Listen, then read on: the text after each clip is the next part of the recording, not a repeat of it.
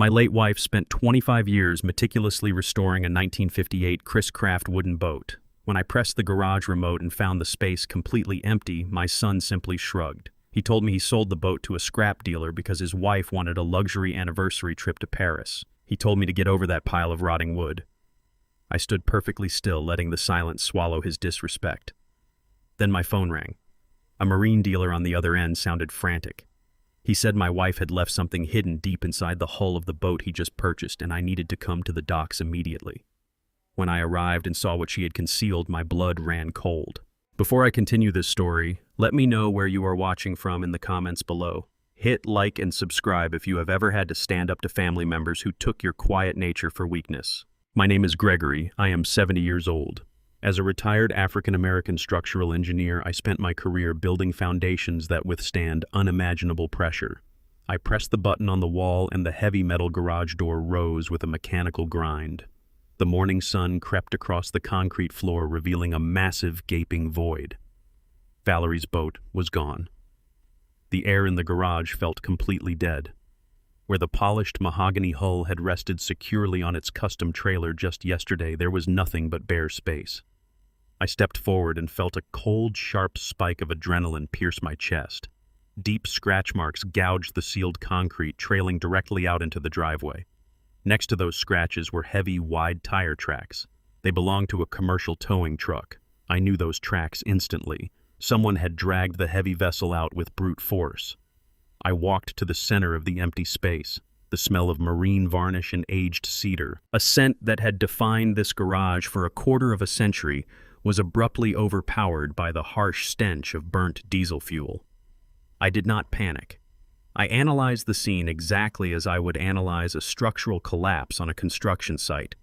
The house alarm was disarmed using a valid code. There were no broken windows and no forced locks. This was an inside job. I turned toward the doorway leading into the main house just as the handle clicked open. Jordan stepped into the garage, closely followed by his wife, Megan. Megan hauled two brand-new, gleaming designer suitcases behind her. The expensive leather squeaked in the quiet space.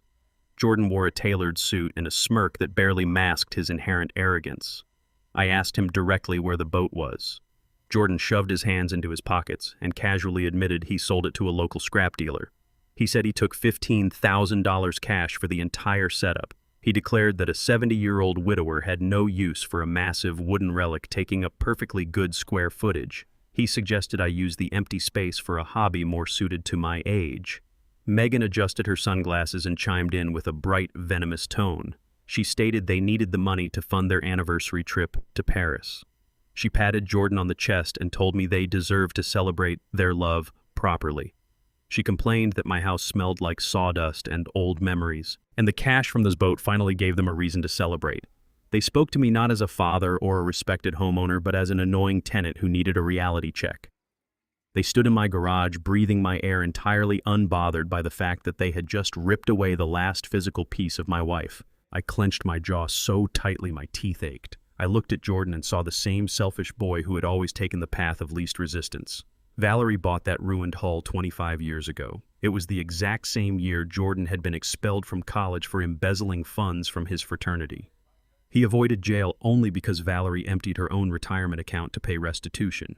She purchased the rotting boat right after that ordeal to teach him a lesson about patience, restoration, and honest labor. She told him that broken things could be rebuilt if you put in the time and the sweat.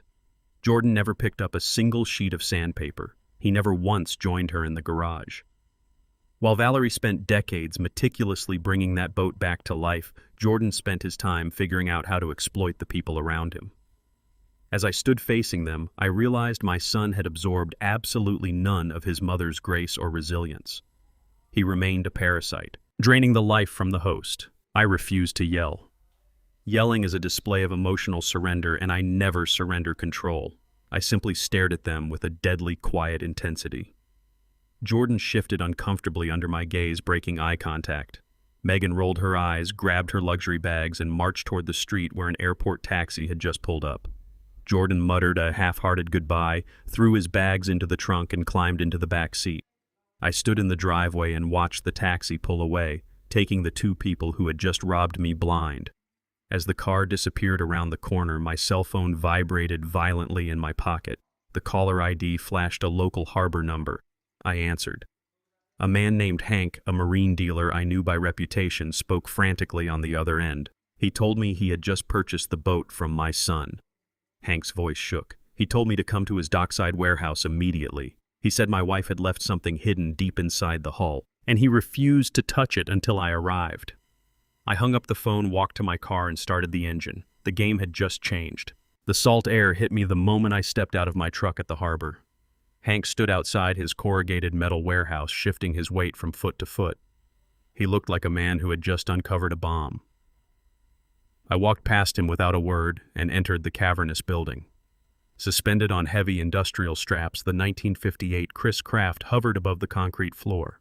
The mahogany hull gleamed under the harsh fluorescent lights, a testament to Valerie's relentless dedication. Hank followed me inside, his breathing shallow and quick. He explained that Jordan had arrived earlier that morning, demanding an immediate cash transaction. Jordan handed over a title document that looked legitimate at a casual glance. Hank handed me the paperwork. I recognized the forgery instantly. The signature was a sloppy imitation of Valerie's precise handwriting. Hank wiped sweat from his forehead and pointed toward the underside of the vessel. He told me he was conducting a routine inspection of the bilge pump when his flashlight caught something unusual. He led me underneath the suspended boat. Bolted directly to the solid oak keel hidden behind the main pump housing was a welded steel cylinder. It was completely out of place on a classic wooden boat. Hank admitted he tried to unbolt it, but the structural mounting was impenetrable. He realized then that he had stumbled into a situation far above his pay grade. Jordan had sold him a stolen boat with a hidden compartment, making Hank an unwitting accessory to a federal offense. I ran my fingers over the cold metal of the cylinder. A wave of clarity washed over me. I knew exactly what this object was, and I knew why my wife had anchored it to her most prized possession. The locking mechanism on the cylinder was flush against the steel, designed to withstand deep water pressure and extreme blunt force. It was a custom pneumatic lock. I designed it myself 20 years ago when I worked on the seismic retrofitting for the city's underground reservoir project. Valerie had asked me to build her a completely indestructible container, claiming she needed it to store delicate restorative chemicals. I never questioned her request. Now, looking at the keypad hidden under a sliding magnetic panel, her true intention became brutally clear. I reached up and punched in the 6-digit sequence. It was the date of our wedding anniversary. The cylinder released a sharp hiss of pressurized air as the vacuum seal broke. The heavy steel cap twisted open smoothly in my hands. Hank stepped back, his eyes wide with nervous anticipation. I reached into the dark cavity and pulled out a heavy waterproof tactical case. Inside the protective foam lining rested a solid-state hard drive and a thick black leather-bound ledger. The leather was pristine, smelling faintly of the lavender hand cream Valerie always wore. Holding that book felt like holding her hand one last time. I opened the heavy cover. The pages were filled with her immaculate microscopic handwriting. Hank asked if we needed to call the police. I told him to lock the warehouse doors and pull the blinds. Law enforcement handles petty theft. What I held in my hands was a meticulously constructed blueprint for absolute ruin. Valerie had not left a diary. She had left a weapon. I ran my thumb over the first page, bracing myself for the truth my wife had chosen to bury deep within the hull of her sanctuary. Before her illness, Valerie worked as a senior forensic accountant for a multinational auditing firm. She spent her entire career tracking ghost accounts, dismantling corporate fraud, and exposing executives who thought they could hide stolen money behind complex shell companies. She trusted mathematics because numbers lacked the capacity to lie. Words were cheap, but a balanced ledger was absolute truth. I looked at the first page of her black book. It did not contain restoration logs or varnish receipts for the Chris Craft. It was a comprehensive 5-year audit of our son. The heading read Jordan's liabilities. The ink was stark and unapologetic. She had tracked every single dollar he had secretly siphoned from our accounts. She documented the fake tuition bills he submitted during his fabricated graduate program. She logged the fraudulent credit cards he opened using my social security number. She detailed his massive gambling debts and the subsequent cover-up involving offshore wire transfers. I felt my chest tighten, but I forced my heart to slow down. The data was laid out with surgical precision. She had cross-referenced every stolen sum with dates, bank routing numbers, and corresponding falsified invoices. Valerie had known about his deceit for half a decade. Instead of confronting him and engaging in useless emotional shouting matches, she applied her professional expertise. She audited her own son. She gathered the ironclad evidence required to secure a criminal conviction. She built a cage of numbers around him and waited for the perfect moment to lock the door. Jordan thought he had outsmarted a dying woman. He failed to realize he was dealing with an apex predator of the financial world. He had walked right into a trap she spent years designing. My eyes traced the final column of the ledger, and the cold logic of my engineering background shattered into pure rage. Jordan did not merely steal from our savings. The last entry detailed the systematic draining of Valerie's private cancer treatment fund during the final 4 months of her life. While she was enduring agonizing chemotherapy sessions, Jordan was forging her signature to authorize massive withdrawals, funneling the money directly into a joint account with Megan. They had stolen the funds meant to keep her alive to finance their luxurious lifestyle. Valerie had documented every agonizing detail, knowing she would not survive to see him face justice. She left the execution to me. I walked over to Hank's cluttered desk and booted up his office computer. I plugged the waterproof hard drive into the USB port, needing to see the digital trail that backed up the physical ledger. The monitor flickered, loading a stark black screen with a single white prompt. The system demanded a secondary physical authentication key to decrypt the main financial archives. A standard password would not work. Valerie had instituted a two-factor authentication protocol requiring a specific cryptographic USB drive. Hank asked what we were supposed to do now. He suggested forcing the drive open with specialized software. I shook my head, unplugging the device. Software would trigger an automatic wipe of the data. Valerie was too thorough for cheap hacking tricks. I stared at the blinking cursor on the screen, a final riddle from my brilliant wife. I did not need to search the boat or the warehouse for the physical key. I knew exactly where she had hidden it. It was resting inside the house Jordan was currently trying to steal. I left Hank standing in his warehouse, staring at the empty hull of the Chris Craft. The drive back to my neighborhood was a blur of gray asphalt and muted thoughts. I parked my truck in the driveway and walked into the house. The silence inside felt different now. It was no longer the quiet peace of a retired widower. It was the sterile emptiness of a crime scene. I stood in the kitchen, the waterproof hard drive resting heavily in my palm. My phone vibrated in my jacket pocket, breaking the absolute stillness. I pulled it out and looked at the glowing screen. A text message from Megan had just arrived. She attached a high-resolution photograph. In the image, she stood in front of a glittering Eiffel Tower, her blonde hair perfectly styled, holding a crystal champagne flute toward the camera. Jordan stood slightly behind her, wearing a brand-new designer coat, flashing a complacent, arrogant grin. Below the picture was a caption typed with deliberate malice. It read, "Thanks for the trip, old man. Try cleaning out the rest of the garage while we are gone." She had sent it intentionally to provoke a reaction. She wanted to remind me of her complete victory, confident that my silence was a sign of absolute submission. Megan had spent years treating my home like a waiting room for her eventual inheritance. She viewed my quiet nature as a weakness she could easily exploit. They believed they had won the ultimate prize, outsmarting a grieving father and an absent mother. I looked at the photograph of them raising their glasses in Paris. I did not throw my phone. I did not scream into the empty kitchen. I simply turned the screen off, locking their smug faces away in the dark. I slipped the phone back into my pocket and walked directly down the hallway toward the master bedroom. I needed to finish the equation Valerie had started. The room still smelled faintly of her lavender hand cream. I walked over to the massive oak dresser standing against the far wall. It was a solid piece of antique furniture, incredibly heavy, something Jordan had always complained about helping me move. He lacked the physical endurance and the sheer willpower to handle heavy burdens. I crouched down, planted my feet firmly on the hardwood floor, and applied the exact leverage required to lift the bottom corner. I reached my hand underneath the heavy wooden base. My fingers brushed against a small piece of industrial tape. I pulled it free and lowered the dresser back to the floor without making a sound. Attached to the tape was a tiny, sleek USB key. Valerie and I had designed this fail-safe system during her final months. She handled the digital forensics, and I handled the physical structural integrity of her hiding spots. I carried the small drive to the mahogany desk where my laptop sat waiting. I booted up the machine and plugged Valerie's waterproof hard drive into the left port. The black screen and white blinking cursor immediately appeared, demanding the secondary authentication. I inserted the tiny USB key into the right port. The laptop fan whirred softly in the quiet room. A complex string of decryption codes flashed rapidly across the monitor. Then, with a quiet chime, the digital vault swung open. Folders upon folders of pristine financial data appeared on my screen.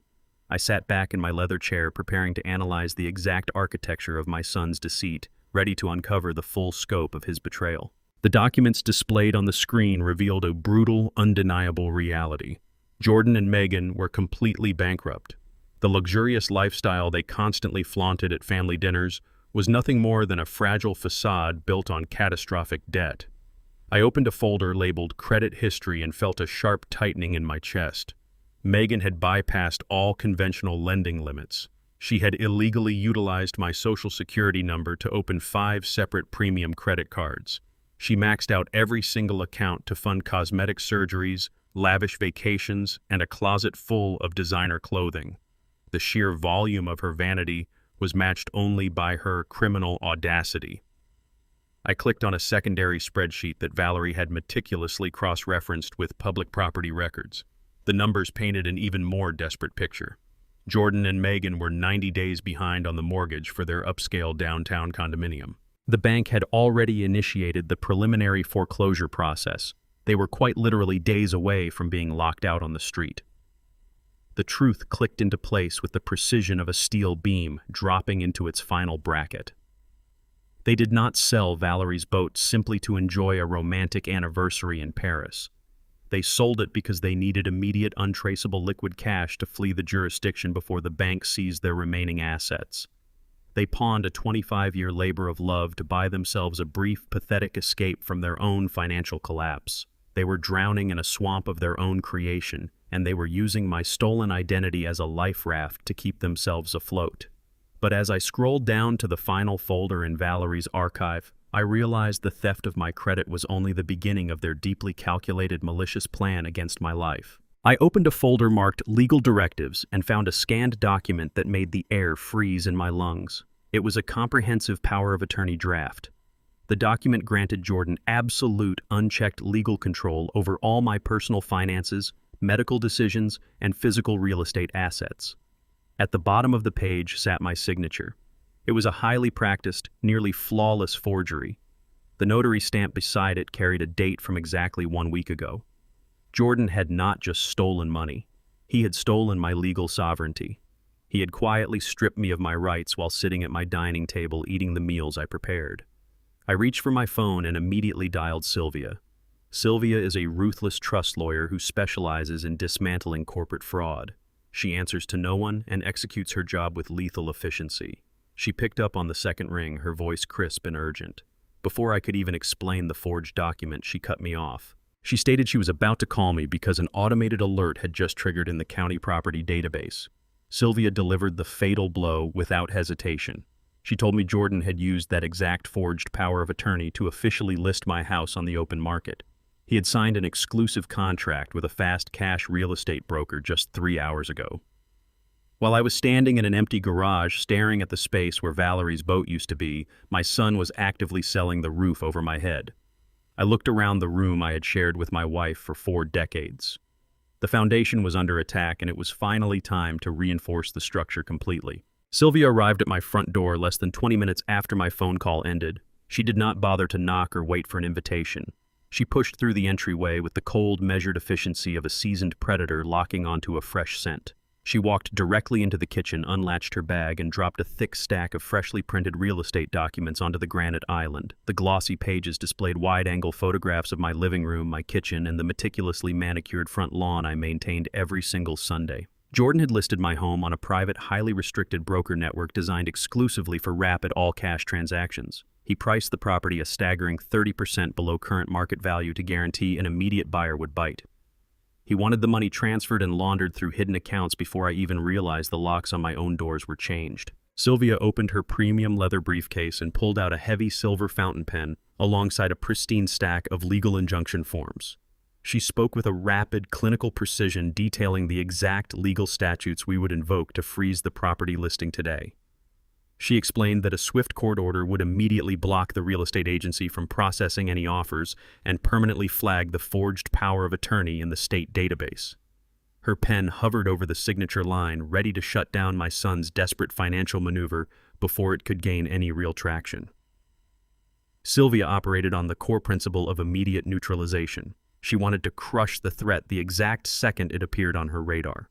She looked up at me, expecting me to sign the emergency stop order and secure my physical sanctuary from Jordan's reckless greed, confident that a simple legal blockade would serve as a sufficient warning. She fundamentally misunderstood the depth of my required retribution. I reached across the cold granite island and clamped my hand firmly over Sylvia's wrist. I pushed the heavy silver pen away from the legal documents. Sylvia frowned deeply, her sharp eyes searching my face for any sign of emotional hesitation or paternal weakness. She asked if I was suddenly feeling sentimental about sending my only son to a holding cell. I told her sentimentality died the exact moment I saw Valerie's empty garage and the tire tracks from the tow truck. I explained that filing an injunction right now would only result in a minor slap on the wrist. Jordan would simply hire a cheap lawyer, claim the forged signature was a terrible misunderstanding regarding estate planning, and walk away to formulate a new, more dangerous scheme. I do not build structures to withstand a light breeze. I build them to survive catastrophic earthquakes. I commanded Sylvia to withdraw the injunction completely and allow the property sale to proceed entirely uninterrupted. I wanted Jordan to negotiate the final price, shake hands with the buyers, and initiate the electronic transfer of funds. By allowing him to push the sale into the final signing phase, we elevate his crime from a simple local forgery to a massive federal offense. The moment that stolen cash crosses a digital banking wire, Jordan will trigger an unavoidable federal wire fraud investigation. He will lock himself in a concrete cage entirely of his own making. Sylvia studied my face for a long moment. She recognized the cold, absolute resolve of an engineer calculating the exact stress point required to collapse a faulty bridge. She slowly capped her silver fountain pen and slid the injunction papers back into her leather briefcase. She understood that we were no longer practicing preventative law. We were engineering an absolute, inescapable demolition of my son's arrogant delusions. A slow, highly dangerous smile spread across Sylvia's face. She unzipped a hidden secondary compartment in her briefcase and pulled out a thick, sealed folder bearing the official crest of Valerie's original financial firm. She laid the original trust documents out on the kitchen counter in front of me. Sylvia reminded me of the brilliant, uncompromising foresight my late wife possessed. Valerie never registered the classic wooden boat or this sprawling suburban house in my direct personal name. She knew Jordan's relentless greed and Megan's toxic entitlement would eventually drive them to target our tangible assets. Instead, Valerie meticulously placed every single piece of property, every bank account, and every vehicle under a robust corporate holding company. On paper, I am merely the managing director of a commercial entity holding zero personal assets. This meant Jordan was not just trying to steal a family home or a hobby boat from his elderly father. He was actively attempting to liquidate commercial corporate assets across state lines using entirely fraudulent executive authorization. The severity of the crime escalated exponentially. Sylvia tapped the gold corporate registration seal with her manicured fingernail. She explained that selling corporate property through deliberate deceit invites the immediate crushing scrutiny of federal corporate regulators and the Internal Revenue Service. Valerie had built a financial fortress so complex and unforgiving that any unauthorized breach would result in catastrophic legal consequences for the intruder. Jordan thought he was picking the pocket of a tired, grieving old man. In reality, he was attempting to rob a heavily fortified corporate entity designed by a master forensic accountant. Valerie had armed the ultimate security system from beyond the grave. Sylvia's smile quickly faded into a look of sharp, unforgiving calculation. She leaned forward and warned me of a critical logistical hurdle in Jordan's current plan. The forged power of attorney alone was not enough to finalize a high-value real estate closing without my physical presence at the signing table.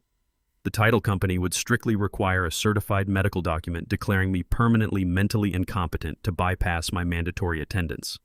Jordan needed a licensed doctor to officially state I suffered from advanced unmanageable dementia. I did not speak. I simply opened my laptop and bypassed the standard residential firewall to access my comprehensive smart home security network.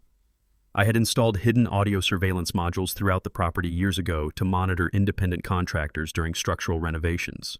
I seamlessly routed the system to connect directly with Jordan's personal devices through our shared family cloud plan. I isolated his current signal bouncing off a cellular tower in Paris. Clear, unfiltered audio instantly filled my quiet kitchen. Jordan was pacing in his luxury hotel room, speaking frantically into his phone. I recognized the hushed voice on the other end as Dr. Evans, a corrupt local physician known in our district for prioritizing untraceable cash over basic medical ethics. Jordan aggressively negotiated a price, offering the doctor a $10,000 bribe to fabricate a comprehensive clinical report detailing my severe cognitive decline. Jordan explicitly instructed the doctor to state I was entirely detached from reality and prone to dangerous, irrational behavior. The audio feed recorded every damning syllable of the illegal transaction. The final lock on Jordan's federal prison cell had just clicked firmly into place. 10 days evaporated in a quiet, calculated blur. I spent every hour reinforcing the perimeter of my legal trap, ensuring every digital wire and corporate defense mechanism was primed for absolute execution. On the morning of the 10th day, the heavy oak front door flew open. Jordan and Megan barged into the entryway without the slightest courtesy of a knock. They dragged their newly purchased Parisian luggage across the threshold, the metal wheels scraping harshly against the pristine hardwood floors. Megan dramatically dropped her bags and pinched her nose, complaining loudly about the stale, suffocating smell of the house. She declared the entire main floor smelled like an antique shop mixed with pure decay.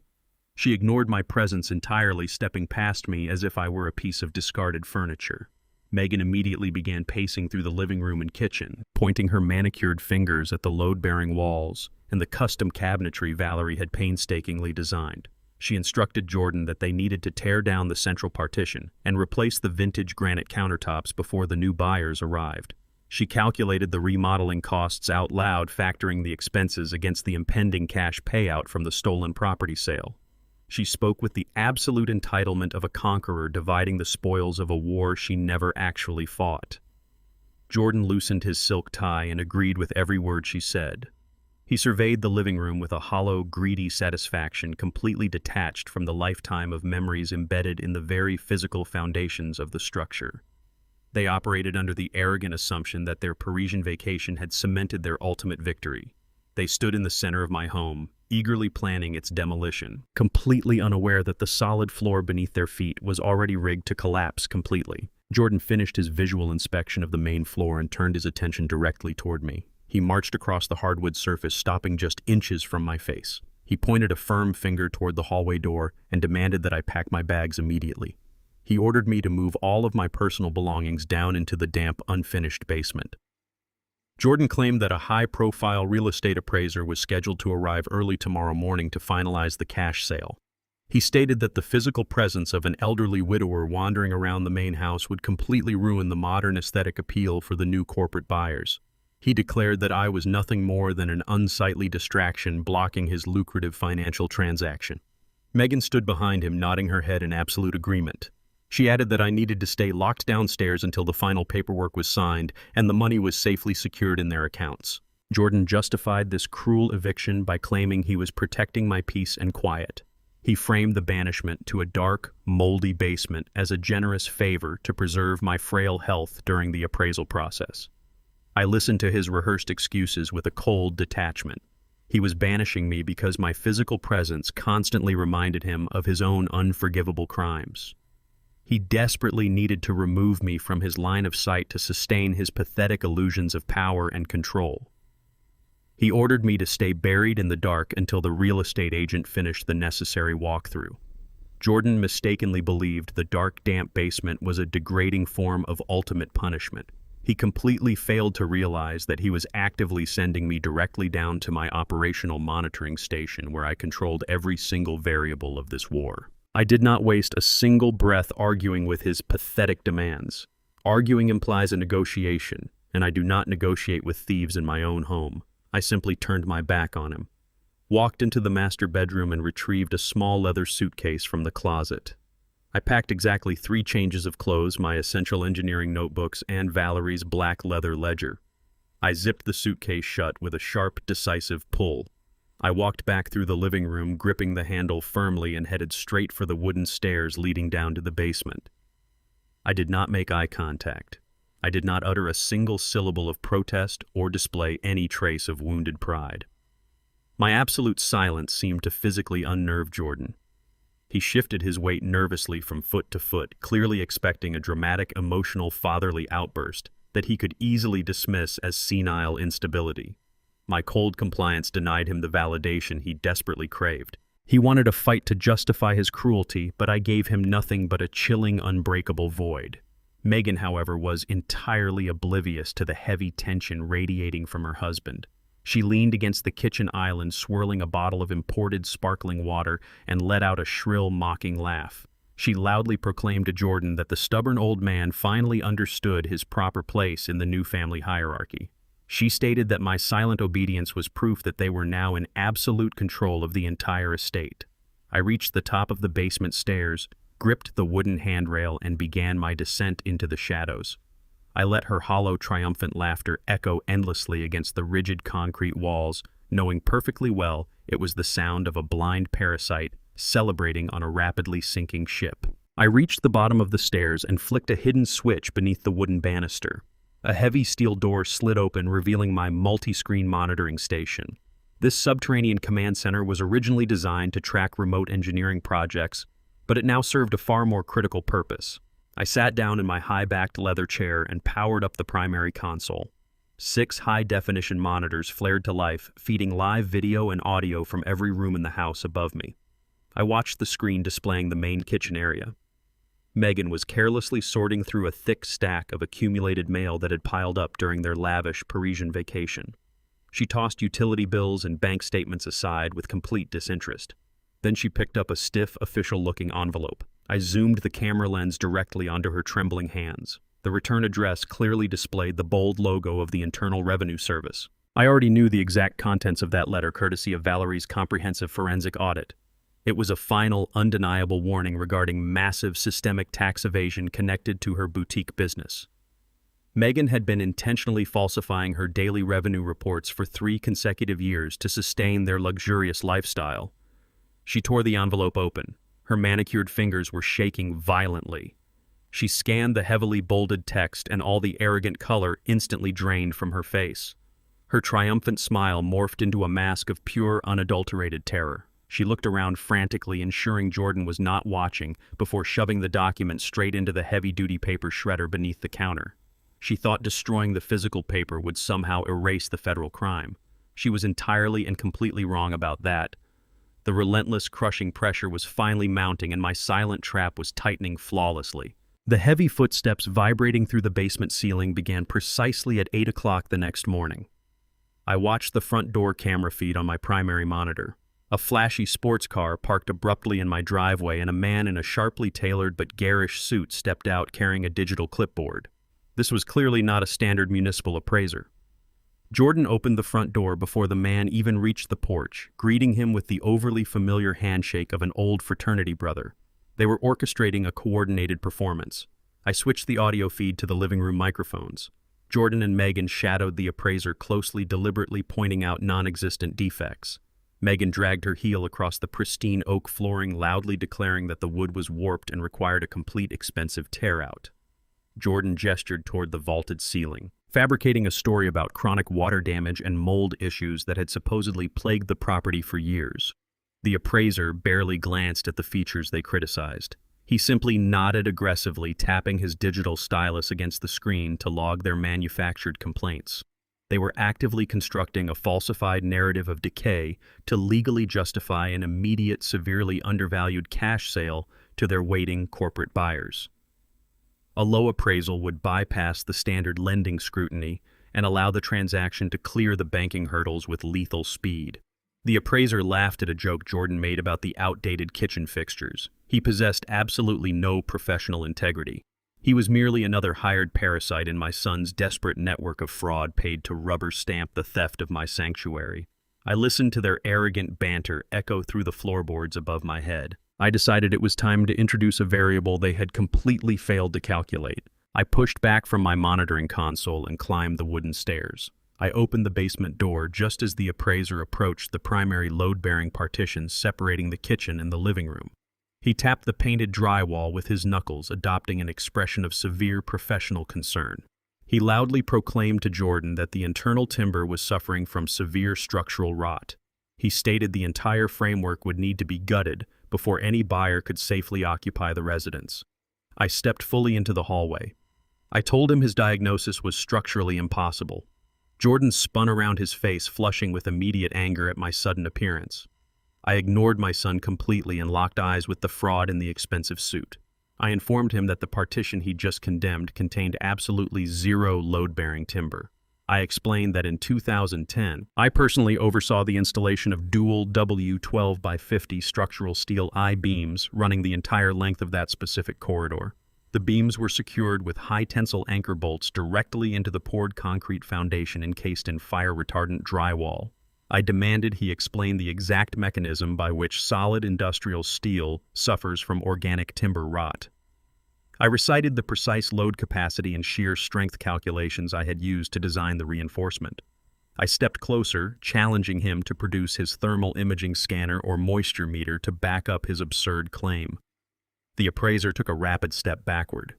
His professional facade crumbled instantly under the weight of actual engineering facts. He stared at me completely, unable to formulate a coherent response. Jordan attempted to intervene loudly, commanding me to return to the basement. I held my ground, keeping my eyes fixed directly on the stammering appraiser, watching his manufactured authority disintegrate into pure panic. The appraiser nervously cleared his throat, avoiding my gaze entirely. He muttered a weak excuse about needing to verify the exterior dimensions of the property and practically ran out the front door. Jordan glared at me with pure venom, his fists clenched tightly at his sides. I offered him no further reaction. I simply turned around and walked back down the stairs to the basement, letting the heavy steel door slide shut behind me. I immediately dropped back into my leather chair and shifted my focus to the exterior camera grid on the main monitors.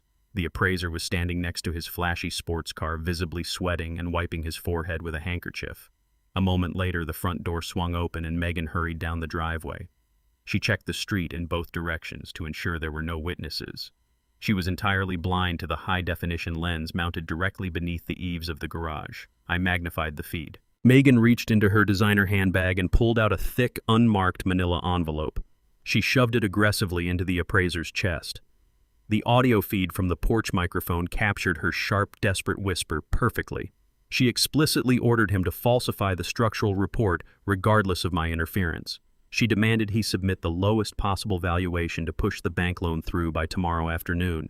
She reminded him that his cut of the final sale depended entirely on his compliance. The appraiser quickly tucked the thick envelope of cash into his interior jacket pocket. He nodded submissively, climbed into his car, and sped away down the quiet suburban street. Megan turned and walked back inside, convinced she had successfully salvaged their fraudulent transaction. She had simply provided me with documented video evidence of commercial bribery. I organized the captured video and audio files into a securely encrypted archive on my desktop. My phone vibrated sharply against the desk. It was a high-priority text message from Sylvia. The text contained a scanned document attachment originating from the county courthouse database. I opened the file and analyzed the legal seal. The corrupt physician in Paris had successfully executed his end of Jordan's illegal bargain. He had formally submitted the fabricated medical assessment declaring me completely incompetent due to severe late-stage dementia. The document claimed I suffered from violent delusions and posed an active danger to myself and my family. Sylvia's follow-up message delivered the true tactical reality of our situation. The municipal judge, acting on the expedited and seemingly verified medical recommendation, had granted Jordan a temporary emergency medical mandate. This specific legal ruling bypassed the standard review process. My son now possessed absolute legal authority over my physical freedom. He had the power to forcibly commit me to a lockdown psychiatric facility without my consent or prior notification. Jordan was no longer just targeting my financial assets. He was actively moving to eliminate my physical presence from the board entirely. I heard heavy footsteps moving aggressively across the floorboards directly above my head. The tempo was fast and deliberate. Jordan was preparing to execute his newly acquired legal authority. I did not panic. I calmly synchronized the final backup of the server data to Sylvia's private law firm cloud. I turned off the monitors and stood up in the dark basement. The trap was fully set, and the prey was moving exactly where I needed him to go. I adjusted my cuffs and prepared to face the violent machinery my son had unleashed against me. The sharp wail of approaching sirens shattered the quiet rhythm of the suburban afternoon. Flashing red and blue lights swept across the narrow basement windows, casting harsh, erratic shadows against the concrete walls. I stood up from my leather chair, smoothed the front of my shirt, and walked calmly up the wooden stairs. I opened the door to the main hallway just as heavy fists pounded against the front entrance. Through the glass side panels, I saw a municipal ambulance and a county police cruiser parked aggressively across my driveway, blocking any possible exit. Jordan stood on the front porch, clutching a thick stack of legal documents against his chest. His posture was rigid, exuding a manufactured sense of authority. Megan stood slightly behind him, pressing a tissue to her face. She was performing for the benefit of the neighbors whose curtains were undoubtedly twitching across the street. She let out a loud, theatrical sob, loudly lamenting the tragic decline of her beloved father-in-law. It was a sickening display of crocodile tears designed entirely to control the neighborhood narrative and justify this public spectacle. Jordan opened the heavy front door without waiting for me to turn the lock. He stood aside, gesturing grandly to the two burly paramedics and the uniformed police officer flanking him. He held up the forged medical mandate signed by his corrupt Parisian doctor, wielding it like an absolute decree. His cold, triumphant glare projected utter conviction that his meticulously engineered trap had cornered me completely. The flashing lights and the uniforms were supposed to shatter my composure. I offered him nothing but a steady, unblinking gaze, refusing to give him the satisfaction of a panic-stricken reaction. The two paramedics stepped across the threshold, their bodies tense and ready for a physical altercation. Jordan immediately pointed a perfectly manicured finger directly at my chest. He adopted a voice thick with feigned sorrow and profound exhaustion. He told the police officer that I was suffering from severe, rapidly progressing delusions. He stated I had become unpredictable, aggressive, and entirely detached from reality over the past several weeks. He explicitly requested an immediate involuntary transfer to the county's lockdown psychiatric facility, citing the emergency medical mandate he held in his hands. The police officer stepped forward and requested the documentation. He reviewed the forged medical certificate with a practiced, neutral expression.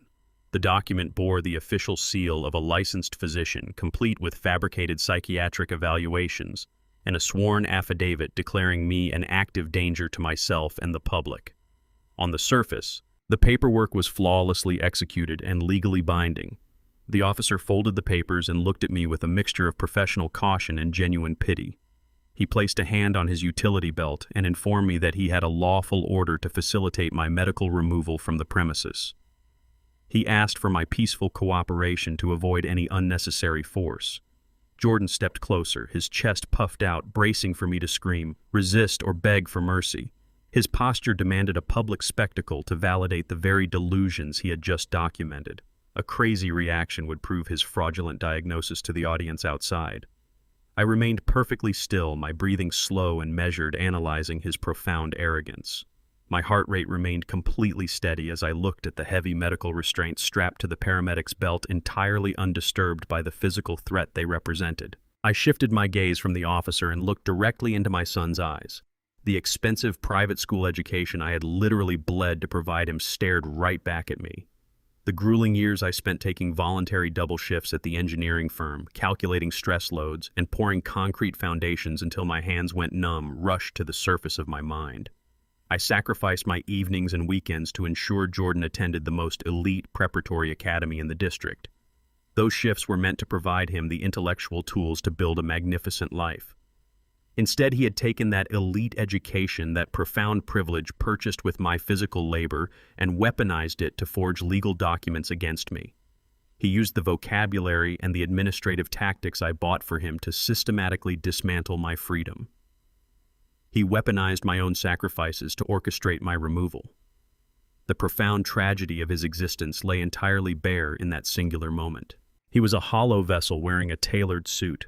I reached into my pocket and pulled out the heavy brass ring holding my house keys. Jordan's eyes widened slightly, a flash of genuine confusion breaking through his arrogant facade. He braced himself for a desperate, chaotic struggle that would require the paramedics to subdue me. I denied him that final satisfaction. I held the keys out to the police officer. I stated clearly and calmly that I would comply fully with his orders and accompany the medical personnel without a single physical objection. The officer took the keys, visibly relieved that the situation had de-escalated so smoothly. I surrendered my physical sanctuary without shedding a single tear. Holding the keys to the house was entirely useless when the foundation itself was rigged to blow. I turned my back on my own home and walked steadily down the driveway toward the waiting ambulance. The heavy doors stood wide open, revealing the sterile, brightly lit interior of the medical transport. The paramedics flanked me, their hands hovering near my arms, bracing for a sudden erratic outburst. I climbed into the back of the vehicle with deliberate, methodical steps and sat down on the narrow medical cot. I did not slump my shoulders or drop my head. I sat perfectly upright, maintaining the rigid posture of a man entirely in control of his environment. Jordan stepped off the porch and walked to the edge of the driveway, eager to witness the absolute finality of his victory. He stood under the harsh afternoon sun, waiting for the heavy rear doors to shut me away into the dark. I looked past the paramedics and locked my vision directly onto his face. As the metal doors began to swing inward, I allowed a slow, chilling smile to spread across my face. It was not a smile of defeat or senile confusion. It was the lethal, predatory smile of an architect watching a demolition sequence execute flawlessly. Jordan saw that smile. His arrogant expression faltered instantly, replaced by a sudden, jarring flash of primal panic as the truth of the situation finally registered in his eyes. He was not a hunter. He was prey. The heavy ambulance doors slammed shut, sealing me inside with a resonant metallic thud. As the vehicle lurched forward and the sirens began to wail anew, I calmly reached into my jacket pocket and pulled out my mobile phone. I opened my encrypted messaging channel to Sylvia. I typed a single decisive command and pressed send. The bait is taken. Spring the trap at the courthouse. The ambulance ride was brief and entirely clinical. I sat perfectly upright on the vinyl cot, ignoring the bewildered paramedics who clearly expected a rambling, unstable patient. They escorted me through the rear entrance of the municipal courthouse and directly into a sterile, windowless hearing room. The air conditioning hummed with a dull, metallic drone. I took my designated seat at the defense table without a single word of protest. Jordan and Megan were already seated in the back row. Megan wore a somber black dress, gripping a tissue in a pathetic display of fabricated grief. Jordan leaned forward, his eyes fixed on the judge's empty leather chair with hungry, impatient anticipation. Seated at the plaintiff's table was Dr. Evans, the corrupt physician Jordan had bribed from a Parisian hotel room. The doctor adjusted his expensive silk tie and organized a neat stack of falsified medical charts. He looked entirely too comfortable for a man preparing to commit federal perjury. The heavy oak door beside the bench swung open and Judge Harrison took his seat. He was a tired-looking man who clearly processed dozens of these expedited psychiatric mandates every week without a second thought. Jordan smirked, confident that the legal machinery was operating exactly as he had paid for it to run.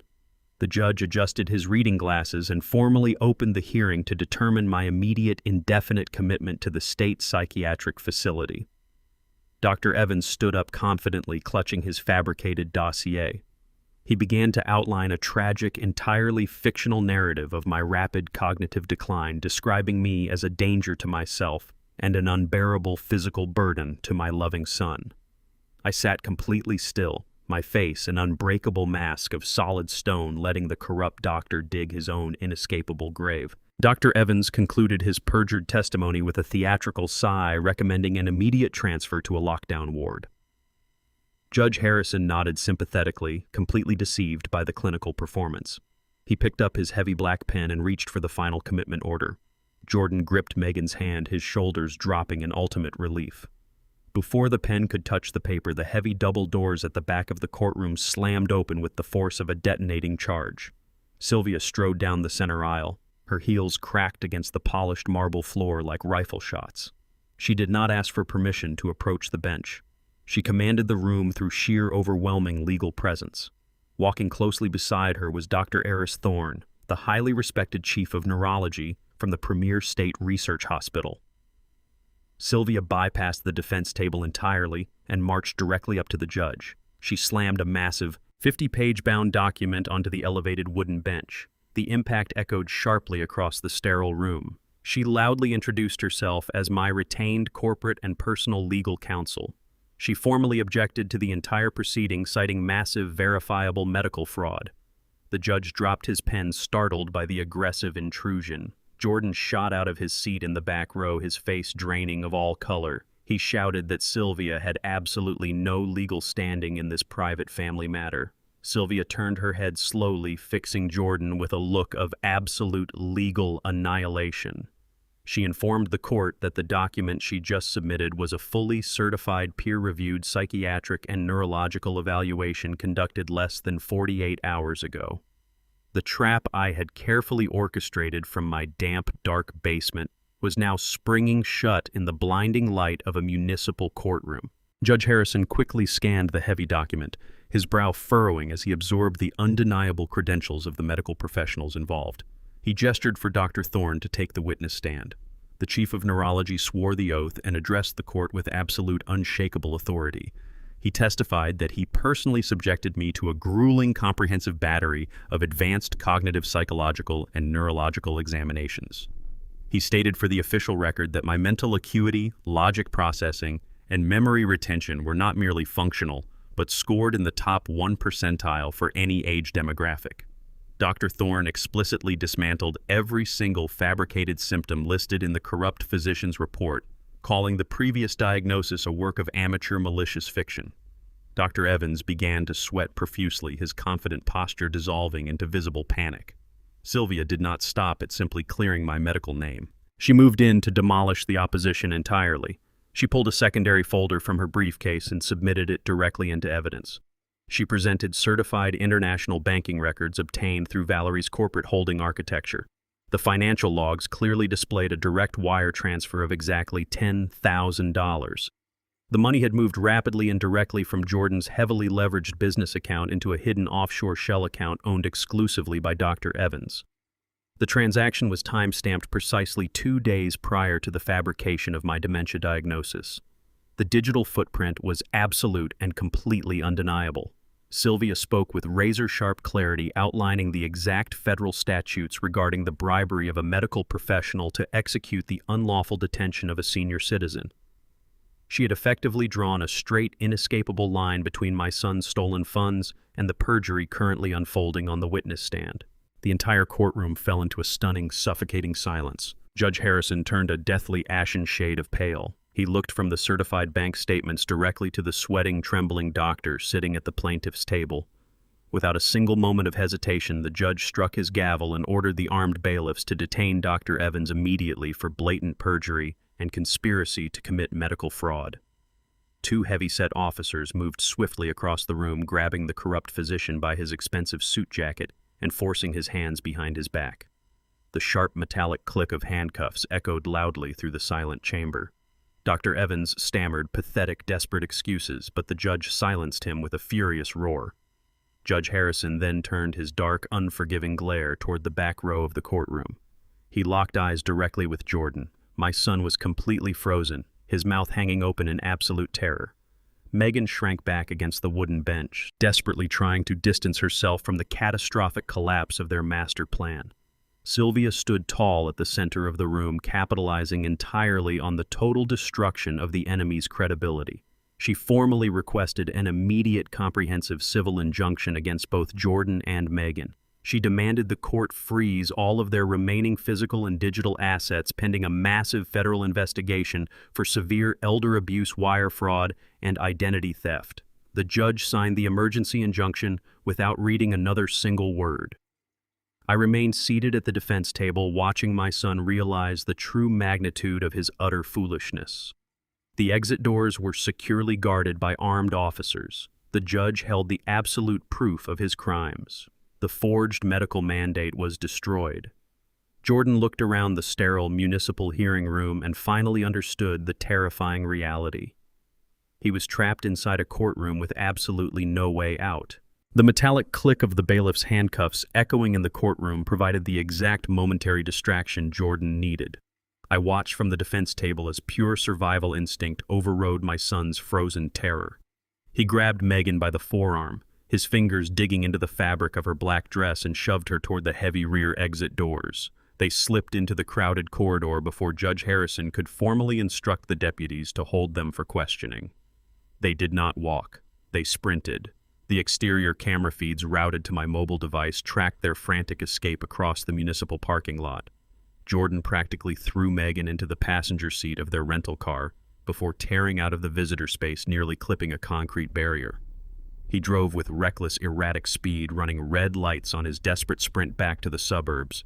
The civil injunction Sylvia had just filed was a digital death sentence. Within minutes, the court order would electronically lock every single bank account, investment portfolio, and credit line attached to their names. Their plastic cards were entirely worthless. Their only remaining lifeline was the raw, untraceable cash they had hidden inside the walls of my house from their initial theft. Jordan gripped the steering wheel so tightly his knuckles turned a bloodless white. Megan hyperventilated in the passenger seat, screaming at him to drive faster. They planned to sweep the house, grab the bundles of stolen bills, and disappear across the state line before the local authorities could coordinate a formal arrest warrant. They believed they could simply outrun the crushing consequences of their arrogance. They were speeding blindly into the jaws of a trap vastly larger than local jurisdiction. Jordan skidded wildly into the driveway of my home, the tires screaming against the asphalt. He slammed the transmission into park, fully intending to rush the front door and tear the house apart for the hidden cash. He never made it out of the driver's seat. A massive black SUV was parked horizontally across the concrete, deliberately blocking the entrance to the garage. Leaning casually against the reinforced steel bumper was Hank. Hank was the local marine broker who had eagerly facilitated the under-the-table cash sale of my classic wooden boat weeks ago. Jordan had thought Hank was just another greedy contact willing to look the other way for a quick profit. Hank was not alone. Flanking him on either side were two men in immaculate dark charcoal suits. They did not look like local law enforcement. They carried the rigid, uncompromising posture of men who dismantled lives for a living. Each man held a heavy black leather briefcase. Jordan froze, his hand hovering over the door handle. Megan pressed herself against the leather seat, her manicured nails digging into the upholstery. The men in suits stepped away from the SUV and approached Jordan's vehicle with slow, deliberate precision. One of the men tapped firmly on the driver's side window. Jordan lowered the glass with a trembling finger. The agent flipped open a leather wallet displaying a gleaming silver badge. He introduced himself as a special agent with the Federal Bureau of Investigation specifically assigned to the Division of Corporate Wire Fraud. Hank stepped forward, folding his arms across his chest. He did not look like a friendly broker anymore. He looked entirely cooperative with the federal authorities standing beside him. Jordan's escape route evaporated into thin air. Jordan stared at the federal badge, his breathing shallow and rapid. He desperately tried to play the role of the confused homeowner, demanding to know why federal agents were blocking his driveway. Hank walked right up to the window and shattered his pathetic act. Hank informed my son that the vintage 1958 Chris Craft wooden boat was never a simple piece of personal recreational property. He explained that Valerie had intentionally registered the vessel as the primary physical asset of a specialized corporate holding firm. When Jordan forged my signature to liquidate the boat for fast cash, he did not just steal a family heirloom. He executed the fraudulent sale of a major corporate asset across state lines. Hank casually mentioned that he had immediately flagged the irregular title transfer to the regional banking authorities the very same day Jordan handed him the paperwork. The federal agent stepped closer, seamlessly taking over the conversation. He stated that moving the proceeds of a fraudulent corporate sale through a digital banking wire automatically triggered a federal grand jury investigation. The agent cited the specific statutes regarding interstate commerce violations and corporate embezzlement. He outlined how Jordan's desperate attempt to clean the stolen cash through hidden offshore accounts had activated a massive federal monitoring protocol. Every single digital transaction, every text message, and every frantic phone call my son had made since the boat sale was logged in a federal database. Jordan's hands shook violently on the steering wheel. He finally realized the crushing magnitude of Valerie's financial fortress. She had weaponized the strict, unforgiving machinery of federal corporate law to protect our assets. By stealing the boat, Jordan had effectively robbed a heavily regulated commercial entity, placing his own head directly on the federal chopping block. The lead federal agent reached into his briefcase and withdrew a thick stack of tightly bound legal documents. He shoved a heavy federal subpoena straight through the open window, dropping it directly onto Jordan's lap. The document demanded his immediate appearance before a federal grand jury and mandated the absolute surrender of all his electronic devices. Megan stared at the federal seal on the paperwork, her eyes wide with unadulterated terror. The illusion of their unified, wealthy future vanished instantly. She unbuckled her seatbelt and shoved the passenger door open. She stepped out onto the driveway and immediately began backing away from the vehicle. She raised her hands in a theatrical display of surrender, loudly proclaiming her absolute innocence. She told the agent she had absolutely nothing to do with the fraudulent sale of the boat or the forged medical mandate. She stated she was entirely a victim of Jordan's reckless financial schemes and declared her intention to leave the property immediately. She was abandoning her husband the exact second the consequences materialized. The second federal agent intercepted her path before she could take another step. He blocked the sidewalk and reached into his own briefcase. He pulled out a separate, equally thick subpoena and pressed it firmly into Megan's trembling hands. He informed her that the federal grand jury was also investigating extensive credit card fraud. He recited the specific dates and locations where Megan had utilized my stolen personal identity to open multiple fraudulent lines of credit to fund her boutique business. He stated that her digital signature was permanently linked to every illegal transaction. Megan looked down at the paperwork, her breath catching in her throat. Their arrogant alliance shattered completely into 1,000 jagged pieces right on my concrete driveway. The heavy mahogany front door slammed shut violently, cutting off the bright afternoon sun. Jordan and Megan had retreated from the federal agents in the driveway, seeking a temporary useless sanctuary inside the very home they had tried to steal. I stood quietly in the foyer with Sylvia having entered through the side garage door using my master keypad override.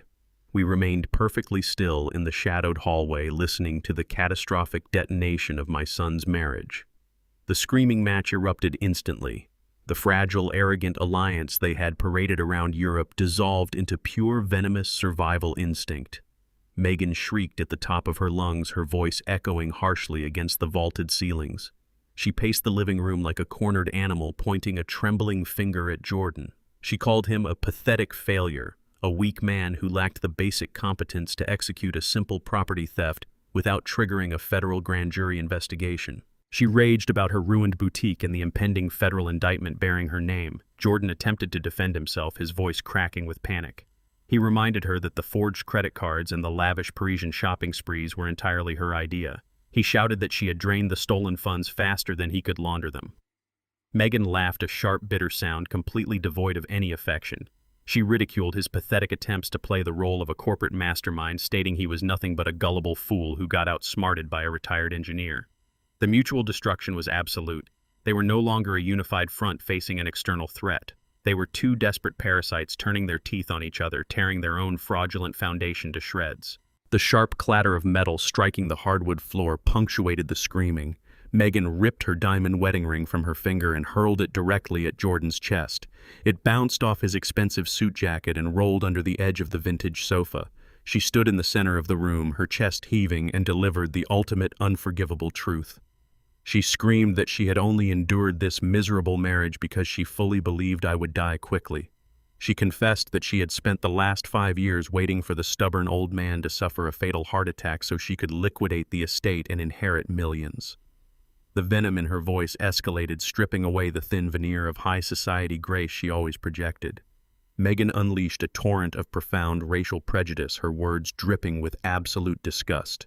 She mocked Jordan's heritage, insulting the dark skin he inherited from me and the quiet working-class suburban lifestyle we had built. She declared that she was entirely superior to our lineage, and that she had lowered herself to marry into a family of blue-collar laborers just for the payout.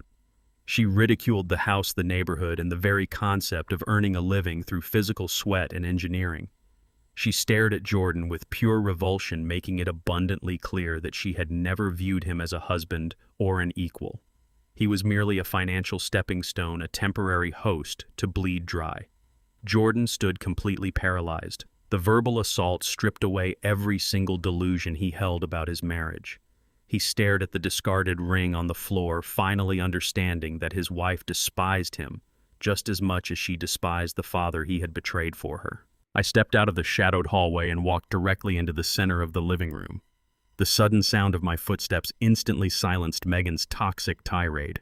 Jordan whipped his head around, his eyes widening in pure horror as he realized I had heard every single word of his ultimate humiliation. I did not raise my voice. I did not offer a display of wounded paternal anger. I simply looked at my son and recounted a specific dinner from exactly 5 years ago. I reminded Jordan of the night he first brought Megan to this house.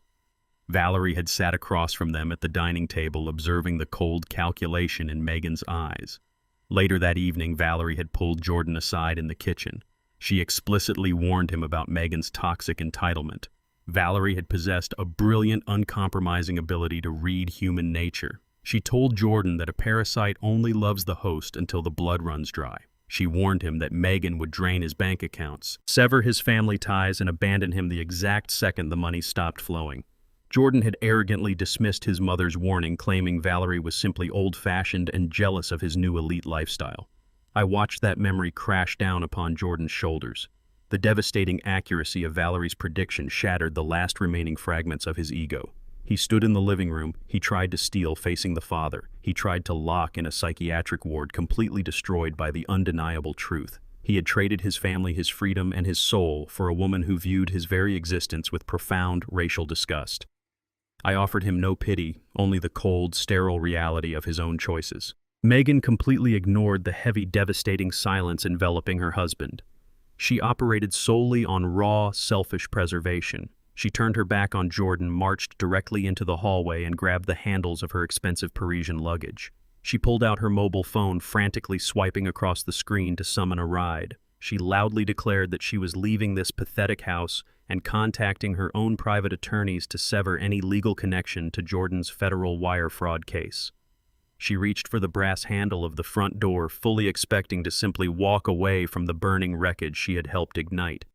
Sylvia stepped seamlessly out of the adjacent dining room, blocking the exit with cold, imposing authority. Sylvia did not raise her voice. She maintained the clinical precision of an executioner. She calmly informed Megan that leaving the premises with that specific luggage was a further violation of the law. Sylvia pulled a tablet from her briefcase displaying the exact transaction records. She pointed out that every single piece of designer luggage Megan was currently holding had been purchased in Paris using my stolen personal credit lines. The bags themselves were documented material evidence of felony identity theft. Megan froze her hand, hovering over the door handle, her arrogant defiance suddenly colliding with a solid brick wall of legal reality. At that exact moment, flashing red and blue lights painted the frosted glass of the front door. 2 local police cruisers pulled aggressively into the driveway, boxing in the rental car. The officers stepped out, responding directly to the comprehensive theft and fraud report Sylvia had filed with the municipal precinct hours ago. Megan slowly let go of the luggage handles. The trap was absolute. Megan marched down the concrete driveway with her chin held high, radiating the indignant fury of a woman accustomed to buying her way out of minor inconveniences.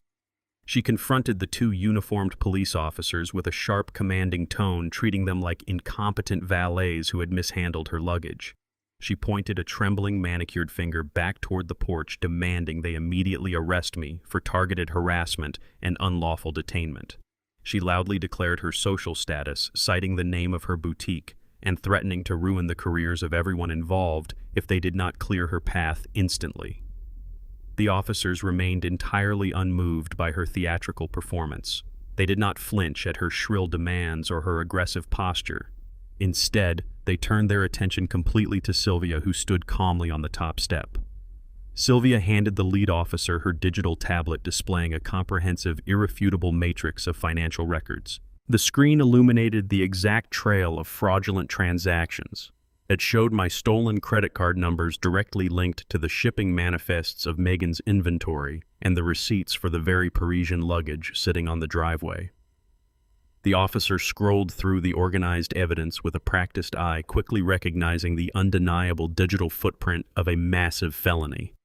Megan continued to shout, her voice growing increasingly frantic as she realized her privileged intimidation tactics were failing completely. She demanded the officers look at her, insisting the data was a malicious fabrication engineered by a bitter, senile old man.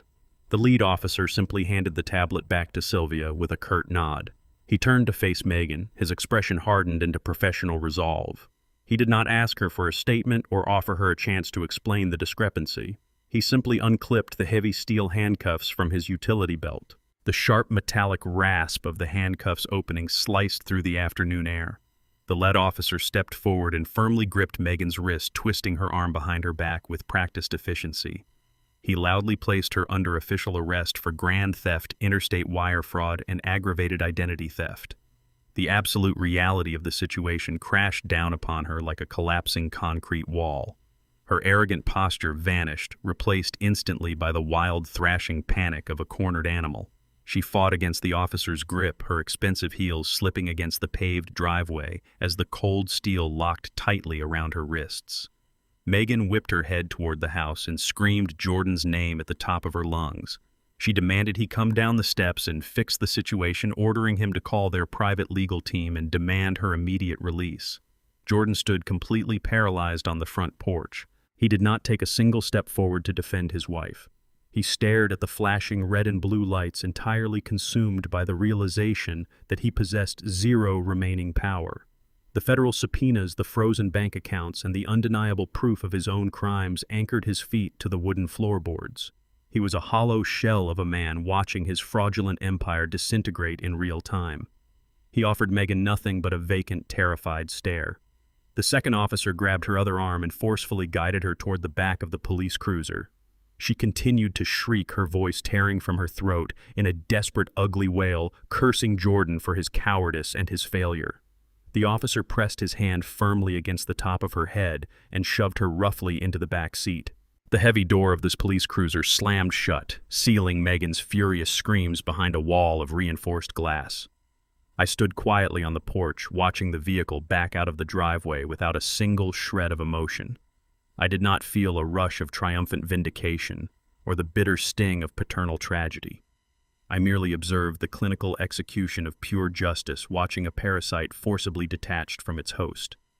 The cruiser shifted into gear and sped down the suburban street, the flashing lights fading into the distance until they disappeared entirely. A profound, suffocating silence descended upon the property. The chaotic noise of their arrogant arrival had been completely replaced by the heavy stillness of total ruin. I turned my attention away from the empty street and looked directly at my son. Jordan was breathing heavily, his chest rising and falling in a shallow, panicked rhythm. He looked around the manicured front lawn and the grand facade of the house he had so desperately tried to steal. The brilliant illusion of his successful, wealthy lifestyle was now entirely dismantled. There were no corporate buyers coming to hand him millions of dollars in untraceable cash. There was no luxurious future waiting for him in Paris. There was only the undeniable certainty of a federal indictment and the cold, unyielding reality of a concrete prison cell. The tailored suit he wore suddenly looked absurd, a cheap costume hanging off the frame of a broken, cowardly thief. He had sacrificed his marriage, his family, and his freedom for an illusion of power that collapsed the exact second it was subjected to the light of truth. I stood tall against the wooden columns of my sanctuary, allowing the devastating silence to crush whatever remained of his arrogant pride.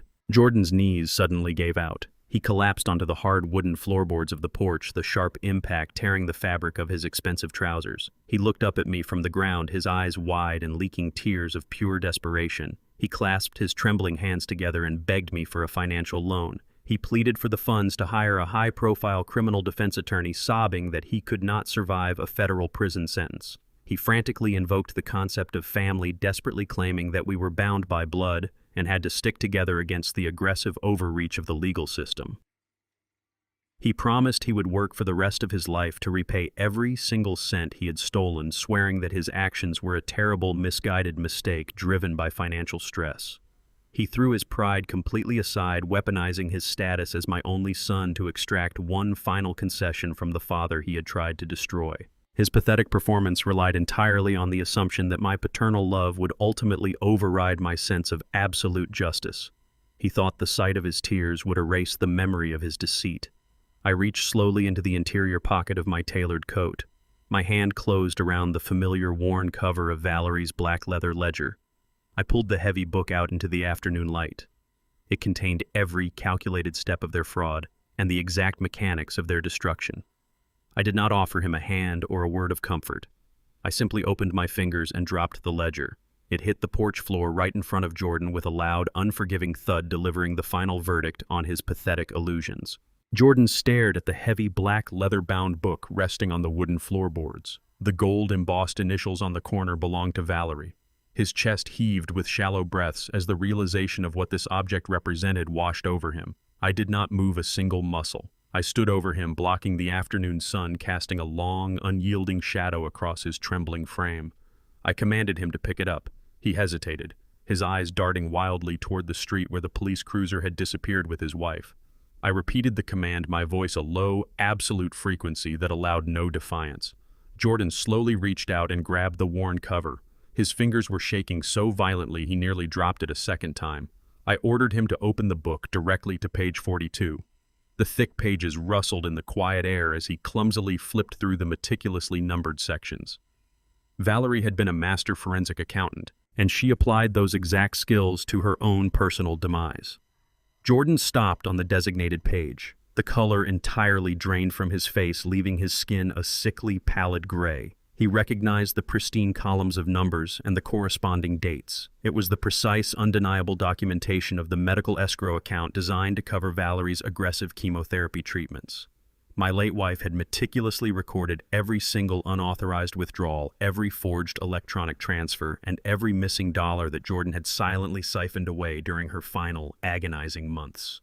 He stared at the indisputable proof of his own monstrous greed, reading the neat handwriting that documented his theft of her life-saving medical resources to fund his lavish lifestyle.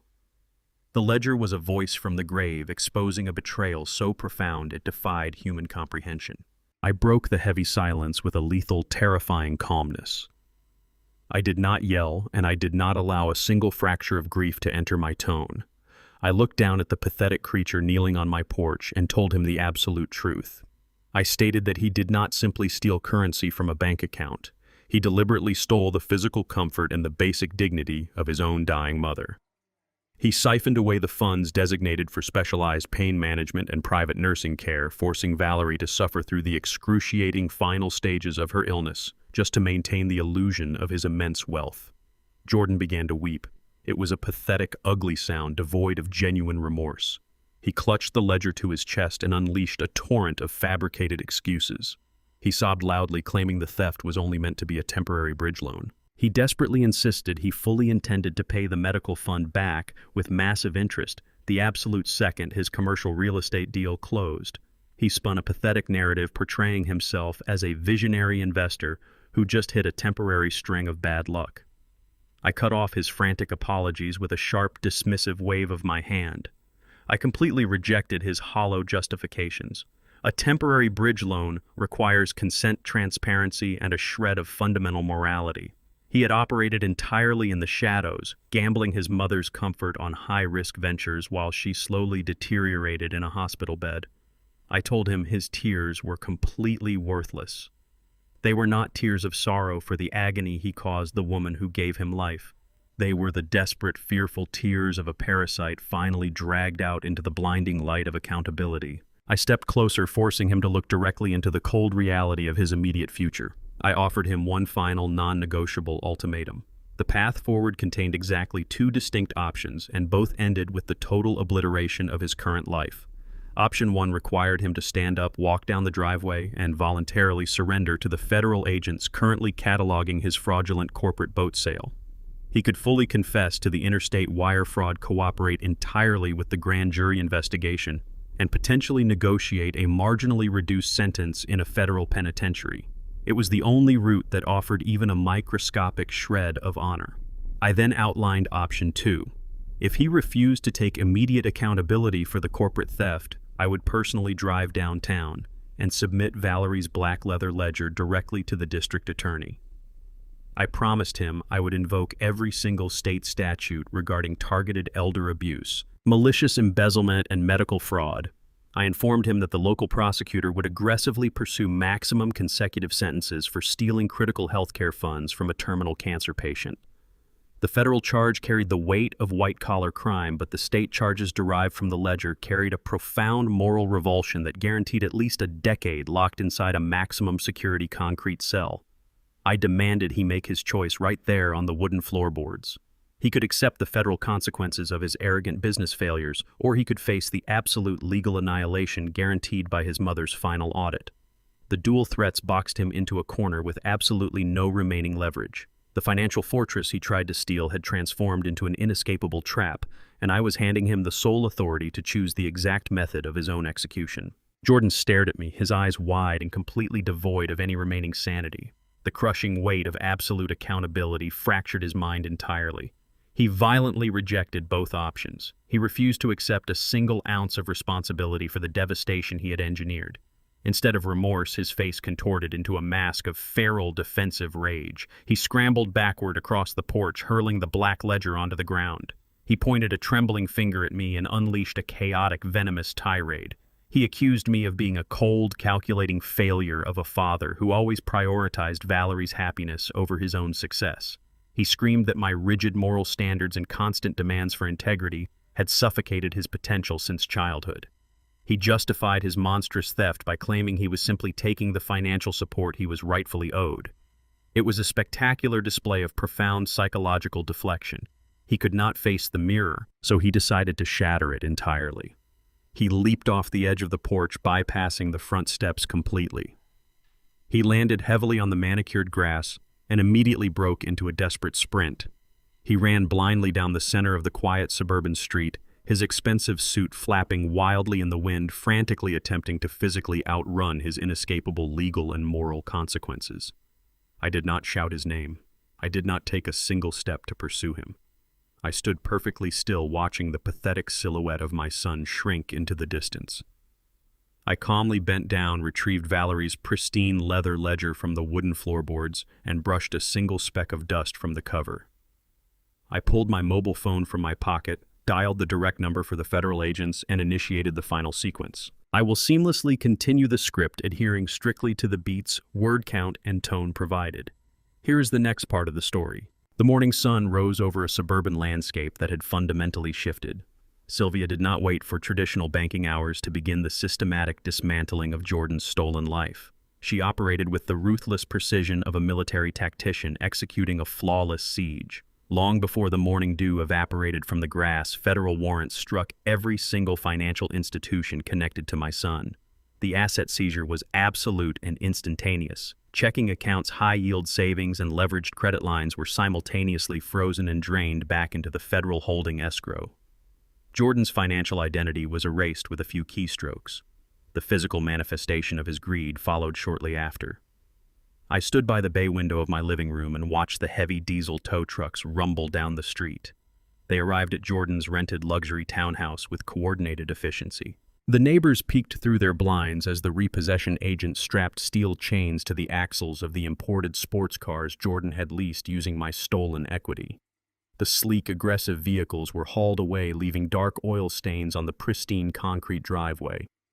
Everything he had purchased with his mother's medical funds was systematically stripped away. The designer watches, the high-end electronics, the custom-tailored suits were all flagged for federal confiscation.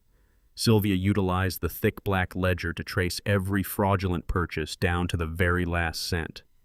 Jordan had built a towering monument to his own arrogance, but he had constructed it entirely on a foundation of stolen timber.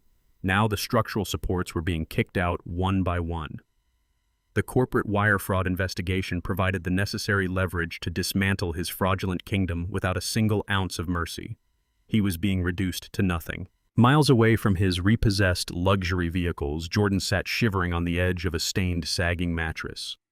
He had retreated to a dilapidated motel on the absolute furthest edge of the city limits. The room smelled of stale tobacco and damp carpet. The neon vacancy sign outside buzzed with a relentless, irritating frequency, casting a harsh red glow across his exhausted face. He stared at the cracked screen of his mobile device, his thumbs flying across the digital keyboard in a state of absolute panic. He was attempting to access a series of offshore cryptocurrency wallets. He believed these digital vaults were entirely invisible to the federal authorities. He thought he had successfully outsmarted the traditional banking system. He was brutally mistaken. Sylvia had anticipated this exact maneuver. Utilizing the ironclad corporate mandates embedded within Valerie's holding firm, she had legally compelled the digital exchanges to freeze all assets tied to Jordan's verified network addresses. The screen flashed a bright, unforgiving error message stating his account was suspended pending federal investigation. Jordan threw the phone against the cheap wood paneling of the motel wall. The plastic casing cracked upon impact. He fell backward onto the terrible mattress, staring up at the water-stained ceiling. He reached into the pocket of his ruined designer trousers and pulled out his remaining physical assets. He smoothed the crumpled bills on the ugly bedspread. He possessed exactly $12. There were no hidden reserves. There were no wealthy friends willing to accept a collect call from a man currently being hunted by a federal grand jury. The vast stolen fortune he had arrogantly flaunted across Parisian boutiques had vanished entirely. He was utterly trapped in a filthy room, reduced to the meager sum resting in his trembling palm. Back at the house, I initiated my own ruthless process of purification. I hired a private sanitation crew to completely scrub the interior of the property. I stood in the center of the living room and directed the workers with uncompromising authority. I instructed them to carry out every single piece of gaudy, overpriced furniture Megan had purchased with my stolen credit cards. The velvet chaise lounges, the abstract metallic sculptures, the imported silk rugs were all dragged out to the driveway and hurled into a massive industrial dumpster. I refused to let a single item tainted by their parasitic greed remain under my roof. Watching the heavy machinery crush the designer furniture, my mind drifted back to my career as a structural engineer. For 40 years, I designed suspension bridges capable of withstanding the most violent, unforgiving forces of nature. The fundamental rule of structural engineering is absolute and completely undeniable. If the foundation of a structure is fundamentally rotten, no amount of cosmetic reinforcement will save it from eventual collapse. You cannot simply paint over compromised steel or patch crumbling concrete. You must demolish the entire structure down to the bedrock and rebuild from scratch. Jordan was a rotten foundation. I had spent my entire life trying to reinforce his character, hoping to instill the values of hard work and unyielding integrity. I had ignored the deep structural flaws in his morality, believing that unconditional paternal support could somehow fix his inherent selfishness. Valerie had seen the truth long before I did. She recognized that our son was entirely compromised. Throwing their fraudulent possessions into the garbage was not an act of anger. It was the necessary demolition required to cleanse the property and prepare the ground for a completely new reality. The harsh grinding of heavy gears interrupted the steady rhythm of the sanitation crew.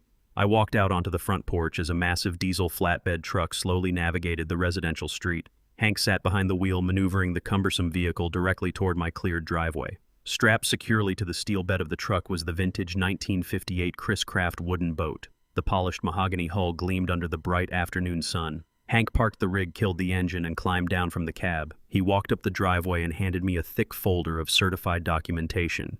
He informed me that the federal agents had officially cleared the asset return. Since the vessel was verified as stolen corporate property, the grand jury mandate required its immediate restoration to the rightful holding firm. The boat was finally home. I walked slowly around the trailer, running my hand along the familiar, elegant curves of the wooden hull.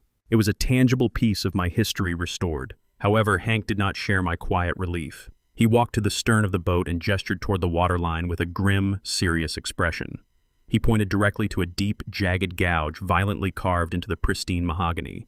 The damage was structural and severe. Hank looked me squarely in the eye and stated that this was not accidental transit damage. He explained that he had inspected the vessel thoroughly. Jordan had taken a heavy steel tool and intentionally destroyed the protective seal of the wood right before executing the fraudulent sale. My son had deliberately sabotaged the structural integrity of my most prized possession purely out of malicious, venomous spite before handing it off for stolen cash. I stepped closer to the hull of the 1958 Chris Craft, tracing my fingers along the smooth, polished mahogany until my skin met the jagged, splintered edge of the scar.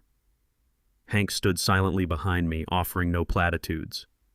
The gouge was ugly and profound, cutting deep through the layers of protective marine varnish and directly into the structural grain of the wood. I leaned in, examining the strike angle and the depth of the penetration. This was not a scrape against a hidden underwater rock or a clumsy miscalculation at a loading dock. The sharp-angled indentation bore the undeniable signature of a heavy steel crowbar. Jordan had not just forged the corporate documents to liquidate the vessel. He had stood in my driveway, gripped a heavy iron tool, and intentionally swung it into the side of the boat. He had committed this act of vandalism purely out of childish spite. This vessel was Valerie's absolute pride, an engineering masterpiece we had spent countless weekends restoring together by hand. Every coat of varnish was applied with her meticulous supervision. Jordan knew exactly how much this boat meant to the foundation of our family. Striking it with a crowbar before dragging it off to a shadowy broker was a deliberate, malicious attack on his mother's memory. It was an act of pure desecration executed by a man who fundamentally resented the love and dedication that built our home. He wanted to leave a permanent mark of his resentment, a final insult carved into the very wood we cherished. The violence of the strike spoke volumes about his character, proving he preferred to destroy what he could never rightfully earn. I pulled my hand away from the splintered timber, feeling a profound shift occurring within the center of my chest. In that precise moment, standing under the bright afternoon sun, the last lingering shred of paternal mercy within my heart evaporated completely. Throughout this entire ordeal, a microscopic fragment of my soul had desperately wanted to believe that Jordan's crimes were strictly financial. I had tried to rationalize his actions as the desperate, pathetic maneuvers of a man drowning in his own manufactured debts. I had offered him the federal plea deal as a final lifeline, a chance to face his white-collar crimes without total annihilation. The jagged scar on the mahogany destroyed that illusion instantly. This was no longer about stolen credit cards, forged medical mandates, or corporate wire fraud. This was a direct, violent assault on Valerie's spirit. He had looked at the physical manifestation of her joy and chosen to destroy it. I turned away from the damaged vessel and walked with steady, measured steps into my garage workshop. I did not slam any doors or throw any tools in a fit of rage. Anger is an uncontrolled emotion, and I had no use for it anymore. I operated with the cold, absolute clarity of a man executing a necessary demolition. I walked directly to my heavy wooden workbench and picked up a coarse grit sanding block.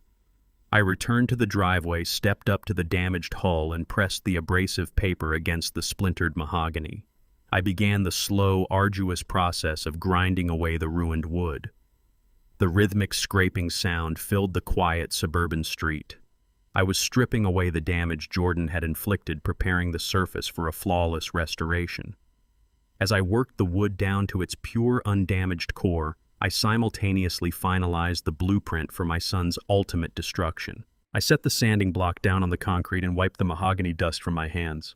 I reached into my pocket and pulled out my mobile phone, dialing Sylvia's direct secure line. She answered immediately, her voice sharp and professionally neutral. I did not waste time with pleasantries or status updates regarding the federal seizures. I issued a single uncompromising directive. I ordered Sylvia to immediately release Valerie's black leather ledger directly to the district attorney's office. Sylvia paused for a fraction of a second, fully recognizing the gravity of the command. By handing the ledger to the state prosecutors, we were bypassing the federal corporate investigation and initiating a separate, highly aggressive criminal pursuit for elder abuse, medical embezzlement, and grand theft. I instructed Sylvia to explicitly withdraw the offer of a federal plea deal. Jordan had forfeited his right to a negotiated surrender the second he took a crowbar to his mother's legacy. I wanted the district attorney to pursue maximum consecutive sentences without a single avenue for leniency or parole. Sylvia confirmed the instructions, noting that the ledger's meticulous forensic accounting would guarantee a swift, inescapable conviction. She promised the documents would be on the chief prosecutor's desk within the hour. I ended the call and slipped the phone back into my pocket. The federal authorities were already dismantling his financial infrastructure, but the local district attorney would now ensure Jordan lost his freedom for at least a decade. I had removed the safety net. There would be no early release for good behavior, no sympathetic judges, and no second chances. I had officially activated full, unrestricted legal annihilation against my own flesh and blood, ensuring the trap he built for himself was permanently welded shut. Miles away on the decaying outskirts of the city, Jordan sat frozen on the edge of the stained motel mattress. The buzzing neon vacancy sign outside cast a sickening red hue across the filthy room. He clutched his $12, desperately trying to formulate a new escape plan now that his offshore accounts were frozen solid. Before he could even begin to strategize his next move, a massive, deafening knock rattled the cheap wooden door of his room. The sudden impact echoed like a gunshot in the confined space. Jordan flinched, his breath catching sharply in his throat. He assumed the federal agents had finally tracked the geolocation of his discarded cellular device. He slowly rose from the mattress, his legs trembling violently, and crept toward the entrance. He pressed his eye against the scratched, clouded glass of the peephole, entirely prepared to see the gleaming silver badges of the FBI.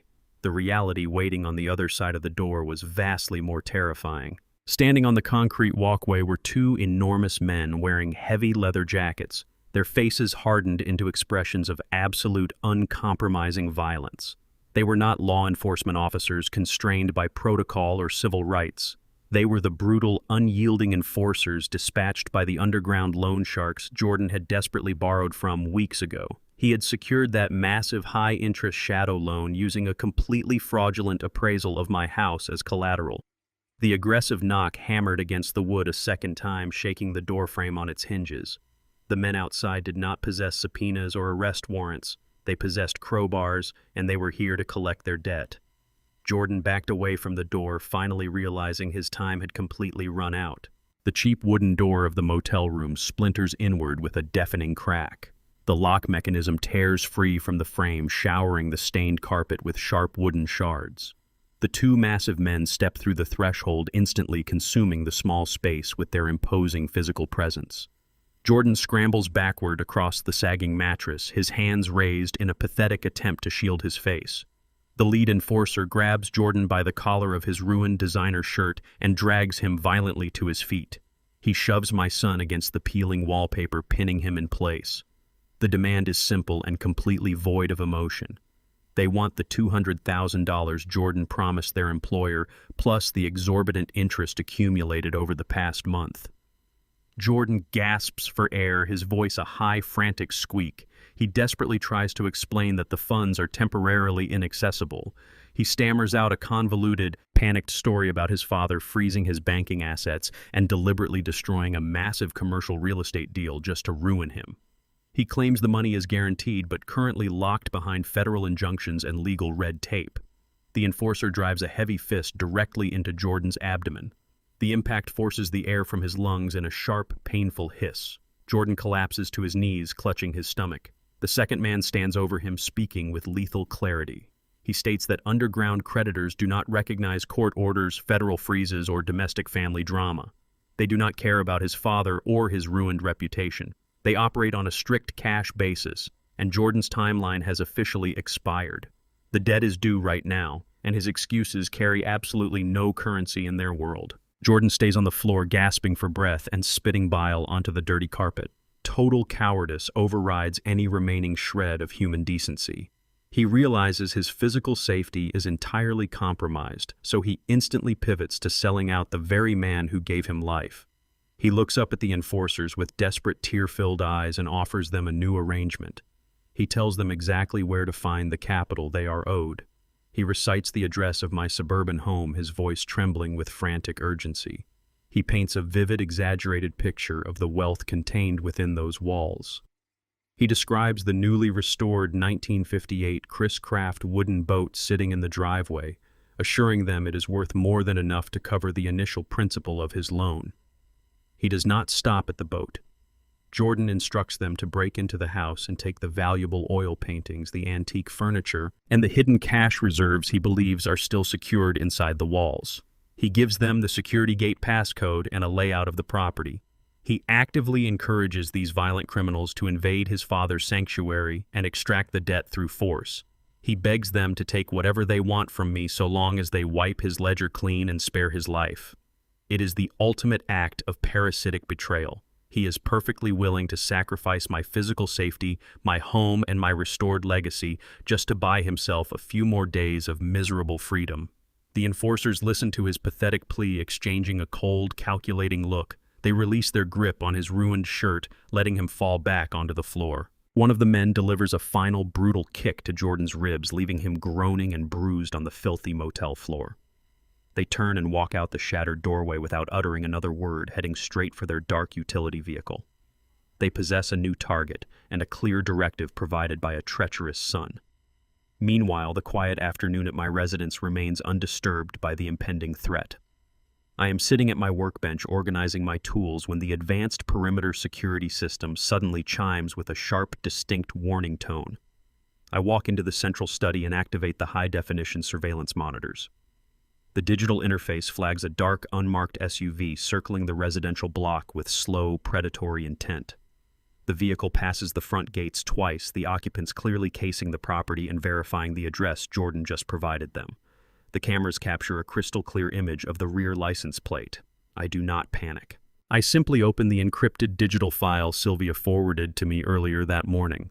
Sylvia is remarkably thorough. Her forensic investigation into Jordan's offshore activity included a complete dossier on the underground loan sharks he had desperately contacted. I cross-referenced the license plate from my security feed with Sylvia's intelligence report. The numbers match perfectly. The men in that vehicle are the exact violent enforcers Jordan hired to fund his fraudulent empire. I understand immediately what has transpired. My son has sent his debt collectors to my doorstep. He has directed his own executioners toward my sanctuary in a final cowardly attempt to shield himself. The realization solidifies my resolve. I know exactly who is sitting outside my home, and I know exactly what they are looking for. I do not rush to secure the perimeter or barricade myself inside the house. Instead of retreating, I execute a strategy of total unnerving transparency. I walk to the central control panel and deliberately disengage the electronic locks on the heavy iron front gates. The massive metal doors swing open, offering the predators a completely unobstructed path onto the property.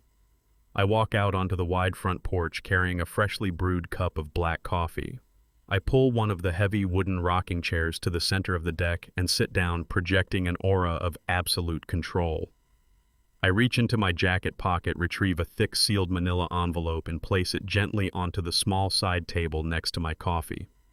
The dark SUV finally turns into the driveway, the heavy tires crunching against the gravel. The vehicle shifts into park directly in front of the restored Chris Craft boat.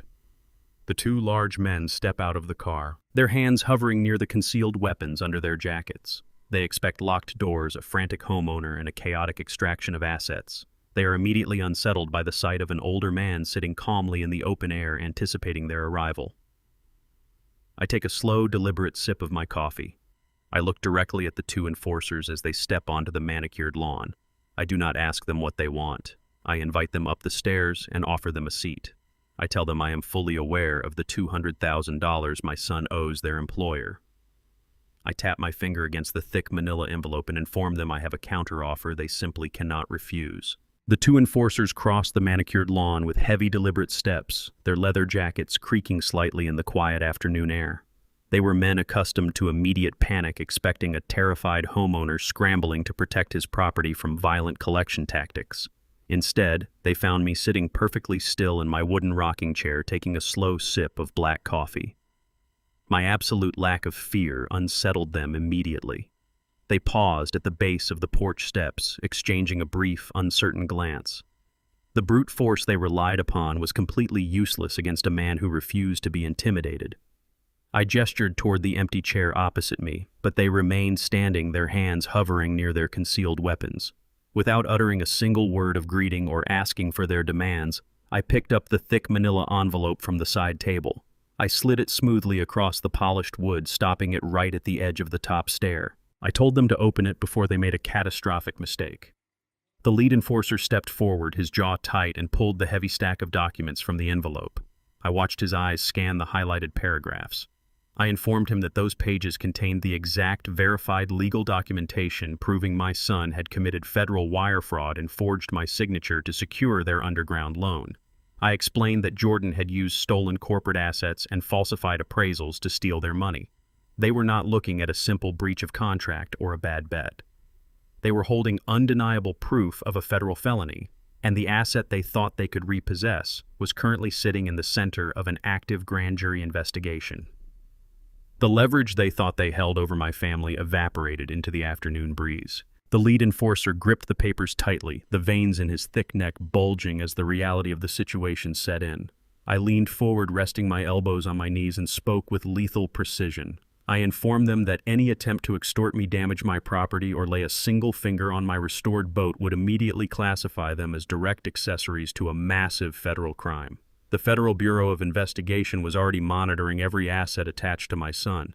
If they tried to extract Jordan's debt from my home, they would bring the full crushing weight of the federal government directly onto their own operation. They would trade a simple bad loan for a decade in a federal penitentiary. The men stood completely silent, the aggressive posturing draining from their shoulders as they calculated their severely limited options. I took another sip of my coffee and offered them a highly lucrative alternative. I pulled a single, folded slip of paper from my shirt pocket and held it out. I told them that my son had not been entirely foolish, before his fraudulent empire completely collapsed, Jordan had secretly rented a climate-controlled storage unit on the industrial side of the city. I explained that Sylvia's forensic audit had uncovered the rental agreement just hours ago. Inside that specific unit, Jordan had stashed a secondary safety net consisting of $50,000 in luxury watches and untraceable cash. I extended my hand, offering the exact address and the digital access code to the unit. I told them they could either wage a losing war against the federal government on my front lawn, or they could drive across town and strip my son of his absolute final lifeline. The second enforcer stared at me, his eyes narrowing as he tried to decipher the calm, calculating old man sitting on the porch. He could not comprehend how a retired suburban professional could navigate an encounter with violent debt collectors with such unflinching ease. What neither he nor my arrogant son ever understood was the harsh reality of my upbringing. Long before I earned my structural engineering degree and built massive suspension bridges across pristine rivers, I grew up in an unforgiving neighborhood where the rules of the street were dictated by men exactly like them. I had spent my youth navigating brutal environments, learning how criminals operated, how they assessed risk, and how they recognized true authority. I spoke their language perfectly stripped of all emotion and focused entirely on the raw economics of survival. I knew that men who dealt in shadow loans did not operate on pride or personal vendettas. They operated on profit margins and severe risk mitigation. The lead enforcer looked at the federal documents in his left hand and the slip of paper with the storage unit address in his right. He realized instantly that I was completely untouchable. I had built a fortress of legal and practical defense that they could not breach without destroying themselves. He nodded slowly, a silent gesture of profound respect from one predator to another. He shoved the federal documents back onto the table, snatched the address from my fingers, and turned on his heel.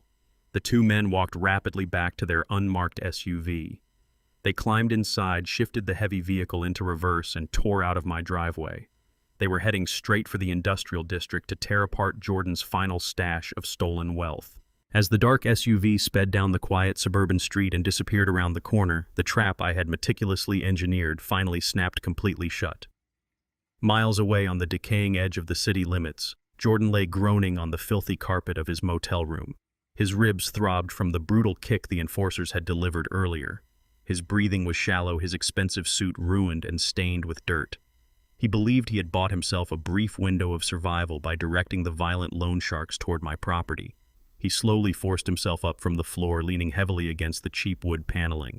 He possessed exactly $12 and no remaining allies. He limped toward the shattered door frame, intending to slip out into the alleyway and disappear before the enforcers realized my home was heavily fortified. He pushed the splintered door open and stumbled out onto the cracked concrete walkway, blinking against the harsh afternoon sun. He did not find an empty parking lot. The entire perimeter of the cheap motel was surrounded by black federal vehicles. A dozen agents wearing tactical vests stamped with the letters FBI stood in a coordinated blockade. The lead agent Jordan had met in my driveway stepped forward, his face an impenetrable mask of authority.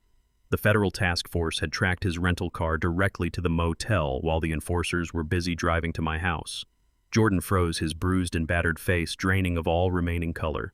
He had tried to outrun the consequences of his arrogance, only to run directly into the unforgiving arms of federal justice. The lead agent pulled a pair of heavy steel handcuffs from his belt and moved forward to execute the arrest warrant. The sterile hum of the fluorescent lights overhead provided the only soundtrack in the windowless federal interrogation room. Jordan sat shivering in a hard plastic chair, his expensive, ruined suit hanging loosely off his bruised frame. The heavy steel door clicked open, breaking the agonizing silence. A senior federal agent walked in, his expression carved from stone. He did not offer Jordan a glass of water or a comfortable greeting. He bypassed standard interrogation tactics completely and dropped a thick, heavy stack of glossy photographs directly onto the center of the stainless steel table. The loud slap of the paper made Jordan flinch violently. The agent spread the images out like a deck of lethal playing cards. The first photograph captured Jordan in crystal-clear resolution, signing his name on the forged corporate title transfer for the vintage mahogany boat. The second document was a printed bank manifest, highlighting the exact offshore wire transfers sent to the corrupt physician who had agreed to falsify my dementia diagnosis. The final piece of evidence was the most devastating. The agent laid down high-resolution scans of pristine handwritten pages. It was Valerie's black leather ledger. The meticulous columns detailed every single dollar Jordan had siphoned from his dying mother's medical escrow account. The paper trail was absolute, connecting his fraudulent corporate maneuvers directly to the heinous embezzlement of life-saving chemotherapy funds. The agent leaned over the table, pressing his knuckles against the cold metal, and stated that the grand jury had already reviewed the ledger. The financial trap had officially transformed into a concrete cage. Jordan stared at the indisputable proof of his own monstrous greed, his jaw trembling as the crushing weight of decades in a federal penitentiary finally became a terrifying reality. The remaining fragments of Jordan's manufactured ego shattered upon impact with the undeniable evidence. He broke instantly. He did not ask for legal representation or attempt to maintain a stoic facade of innocence. Instead, he unleashed a pathetic, frantic torrent of cowardly deflection. He wept openly, clutching the edge of the steel table, and desperately tried to pin the entirety of the criminal enterprise directly onto his wife. He swore with a trembling voice that Megan was the true architect of the devastation. He painted himself as a naive, overworked husband manipulated by a greedy spouse. He claimed Megan had aggressively masterminded the illegal boat liquidation to fund her lavish lifestyle. He insisted it was entirely her idea to bribe the corrupt physician and fabricate the false dementia diagnosis to strip away my autonomy. He offered to testify against her, promising to provide the federal prosecutors with every detail of her supposed manipulation if they would only grant him absolute immunity. The senior agent did not interrupt this spectacular display of marital betrayal. He simply reached into his jacket, pulled out a small digital audio recorder, and placed it next to the photographs. He pressed the playback button. Megan's shrill, frantic voice filled the small interrogation room. The recording was captured just minutes prior in the adjacent holding cell. Megan was sobbing hysterically, aggressively, telling a different federal investigator that Jordan was a violent, controlling mastermind who forced her to participate in the embezzlement under threat of financial ruin. She was offering to surrender all of Jordan's hidden assets in exchange for a plea deal, throwing her husband to the wolves with the exact same ruthless precision. They were two drowning parasites, desperately trying to stand on each other's shoulders to survive. I stood perfectly still in the darkened observation room, watching this pathetic display unfold through the thick, two-way mirror. Sylvia stood quietly by my side, her arms crossed, her sharp eyes processing the total collapse of my son's fraudulent empire. I looked through the glass and observed the man I had raised from a child. There was absolutely no pride left in him. He was a hollow, empty shell of entitlement, entirely stripped of the unearned arrogance that had fueled his entire adult life.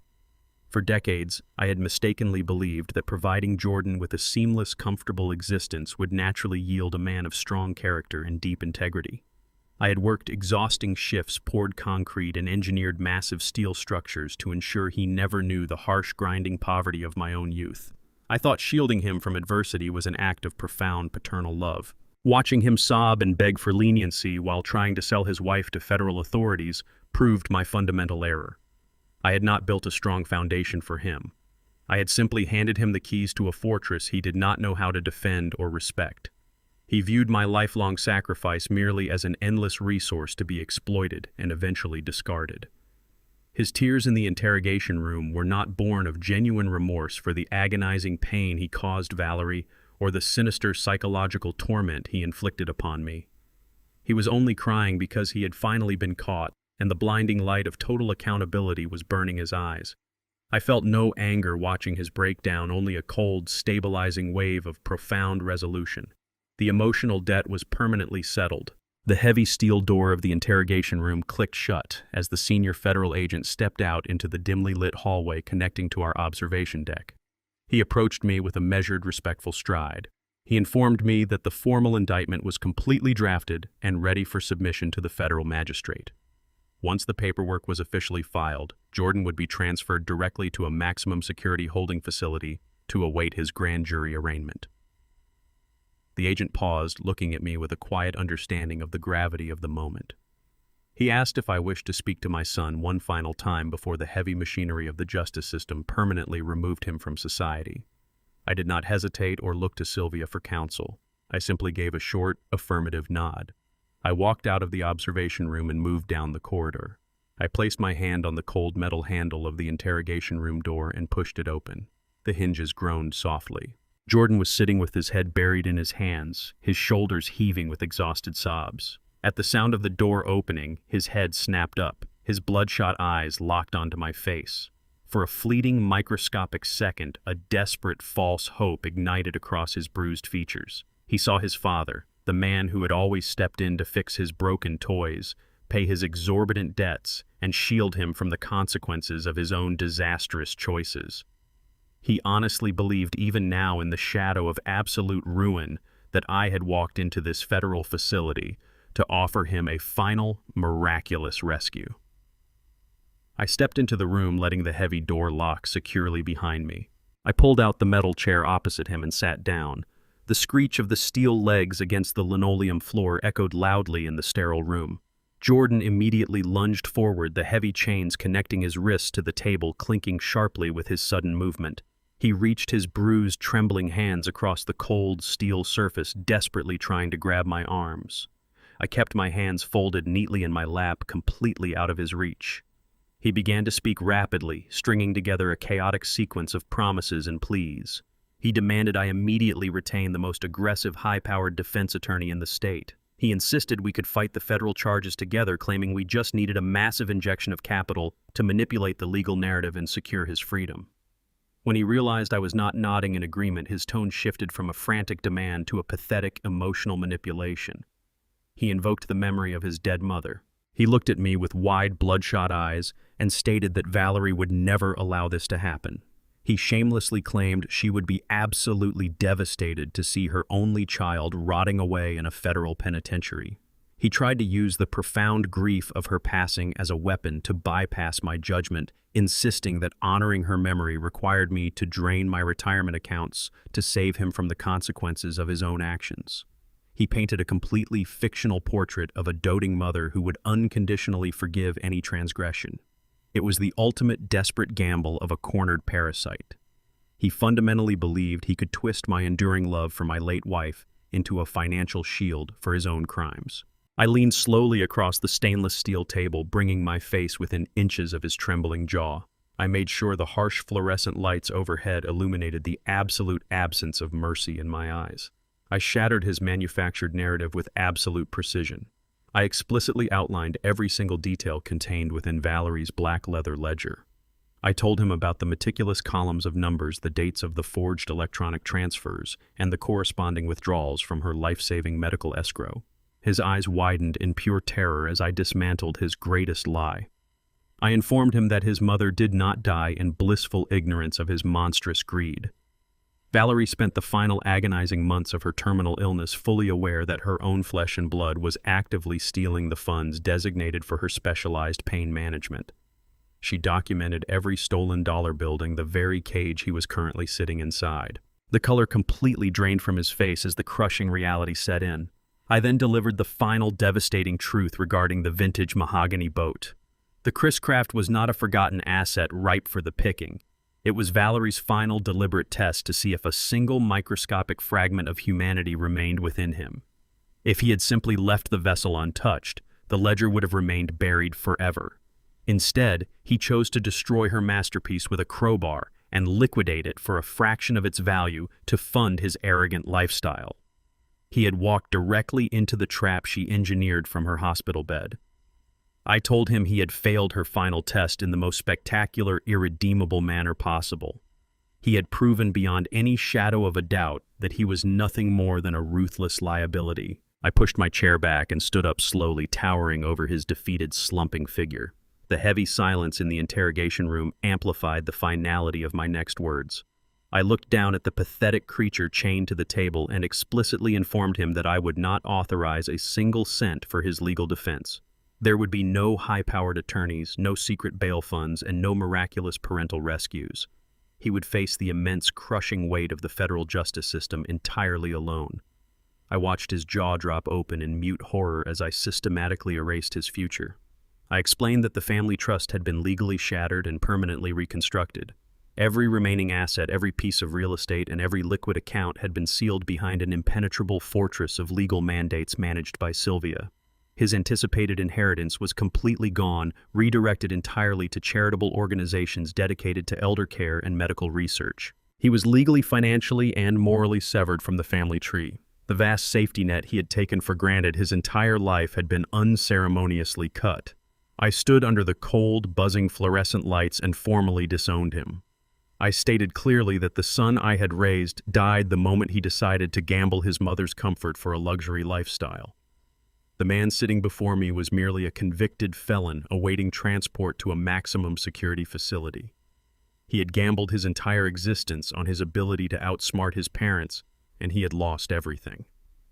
The absolute permanence of my decision hung heavily in the sterile air. He finally realized that the endless well of forgiveness he had exploited for decades had completely run dry. I turned my back on him without a final look and walked directly toward the heavy steel door. Behind me, Jordan erupted into a frantic, guttural scream. He shouted my name over and over, his voice cracking with pure desperation as he violently rattled the chains securing him to the table. He begged me to come back, pleading for a second chance that no longer existed. I did not break my stride. I pushed the door open, stepped out into the quiet corridor, and let the heavy metal slab slam shut instantly, cutting off his pathetic cries. Sylvia was waiting patiently by the observation window. Her posture was perfectly rigid, her expression one of quiet triumph. She stepped forward and handed me a thick leather-bound folder containing the final court decree. She confirmed that the presiding judge had officially ratified the irrevocable changes to the trust. The estate was completely shielded from any future claims, creditors, or legal challenges associated with Jordan or Megan. The financial fortress was impenetrable. The battle we had waged in the shadows was officially over. I took the folder, feeling the substantial weight of victory in my hands. I thanked Sylvia for her flawless execution and unwavering loyalty. We walked together down the long, sterile hallway of the federal precinct, our footsteps echoing against the polished tile floor. We bypassed the busy reception desk and pushed through the heavy glass double doors at the main entrance. I stepped out of the precinct and directly into the blinding, absolute brilliance of the afternoon sun. The air felt remarkably clean, devoid of the toxic gravity that had weighed me down for months. I took a deep, steadying breath, finally ready to begin the rest of my life. 6 months dissolved into a blur of depositions and legal maneuverings, culminating in the sterile, cavernous space of the federal courthouse. The air conditioning hummed with a low, mechanical drone chilling the polished mahogany benches. I sat in the absolute last row of the gallery, resting my hands on the smooth wooden railing. The heavy oak doors remained firmly shut. The rows of seating behind the defense tables were entirely empty. Megan stood before the elevated bench, her shoulders trembling beneath a drab, uncharacteristically cheap gray blazer. Her platinum blonde hair hung flat and lifeless against her neck. The presiding judge adjusted his reading glasses, shifting his gaze downward at the thick stack of sentencing guidelines. He spoke with the monotonous, unstoppable rhythm of a grinding machine. He outlined her explicit role in the conspiracy, highlighting the systemic identity theft and the execution of forged medical mandates. He pronounced a sentence of 5 years in a federal correctional facility. Megan's knees buckled slightly. Her attorney grabbed her elbow to keep her upright. She spun around, her eyes darting frantically across the empty wooden pews. She searched the sterile room for the wealthy socialites, the country club acquaintances, and the fair-weather friends she had bought with my stolen credit cards. There was absolutely no one. Her entire social circle had evaporated the exact second the federal indictments became public record. She possessed no allies. She stood entirely alone in the cavernous room, the harsh fluorescent lighting illuminating the streaks of mascara running down her pale, panicked cheeks. I did not blink. I watched the bailiff step forward, firmly gripping her arm to guide her toward the holding cells. The reality of a half-decade in a concrete cell crushed the last remnants of her artificial world. A heavy silence settled over the room as Jordan was escorted to the defendant's podium. He wore the standard orange jumpsuit of the holding facility, the bright fabric hanging loosely on his thinning frame. The arrogant swagger that once defined his every movement had been completely erased by 6 months of pre-trial confinement. The judge turned the page of the docket. His voice echoed through the courtroom, slicing through the heavy air with brutal clarity. He listed the charges one by one in a relentless cadence: interstate wire fraud, aggravated elder abuse, malicious forgery, grand theft. The judge did not look up from his papers as he delivered the final, inescapable mathematics of my son's greed. 10 years in a maximum security federal penitentiary. The gavel struck the sounding block with a sharp, violent crack. The sound echoed off the high ceiling. At the exact moment the wood struck the block, Jordan slowly turned his head. His hollow, bloodshot eyes scanned the gallery and locked directly onto mine. He sought a fracture in my posture, a single tear, or the slightest hint of paternal devastation. He found absolutely nothing. I sat perfectly still, my breathing steady and shallow. I held his gaze with the cold, immovable density of a stone wall. I did not shift my weight. I did not break the visual connection. The silence stretched between us, heavy and absolute, conveying the total obliteration of our shared history. The crushing weight of my indifference broke him completely. His shoulders slumped forward, his chin dropping to his chest as a fresh wave of quiet sobs racked his body. He severed the eye contact, turning his face toward the scuffed linoleum floor, completely unable to withstand the absolute void of my stare. The machinery of federal justice did not stop with my immediate bloodline. The prosecution moved seamlessly to the next target on the docket. The corrupt physician who had so easily traded his Hippocratic oath for Jordan's stolen cash stood trembling before the magistrate. He clutched the edge of the defense table, his knuckles turning stark white. The judge detailed the specific mechanics of the bribery, outlining the exact timeline of the fabricated dementia diagnosis. The state medical board had already moved with lethal efficiency. The judge formally announced the permanent revocation of his medical license. The career he had spent decades building was dismantled with a single sentence. The gavel fell once more, sentencing the disgraced physician to 3 years behind bars.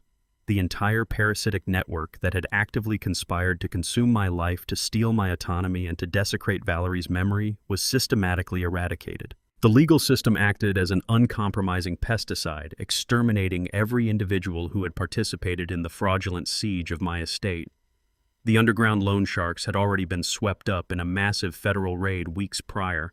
Their dark SUVs impounded their shadow ledgers seized by the authorities. Every single threat had been neutralized. The courtroom began to empty as the bailiffs cleared the docket.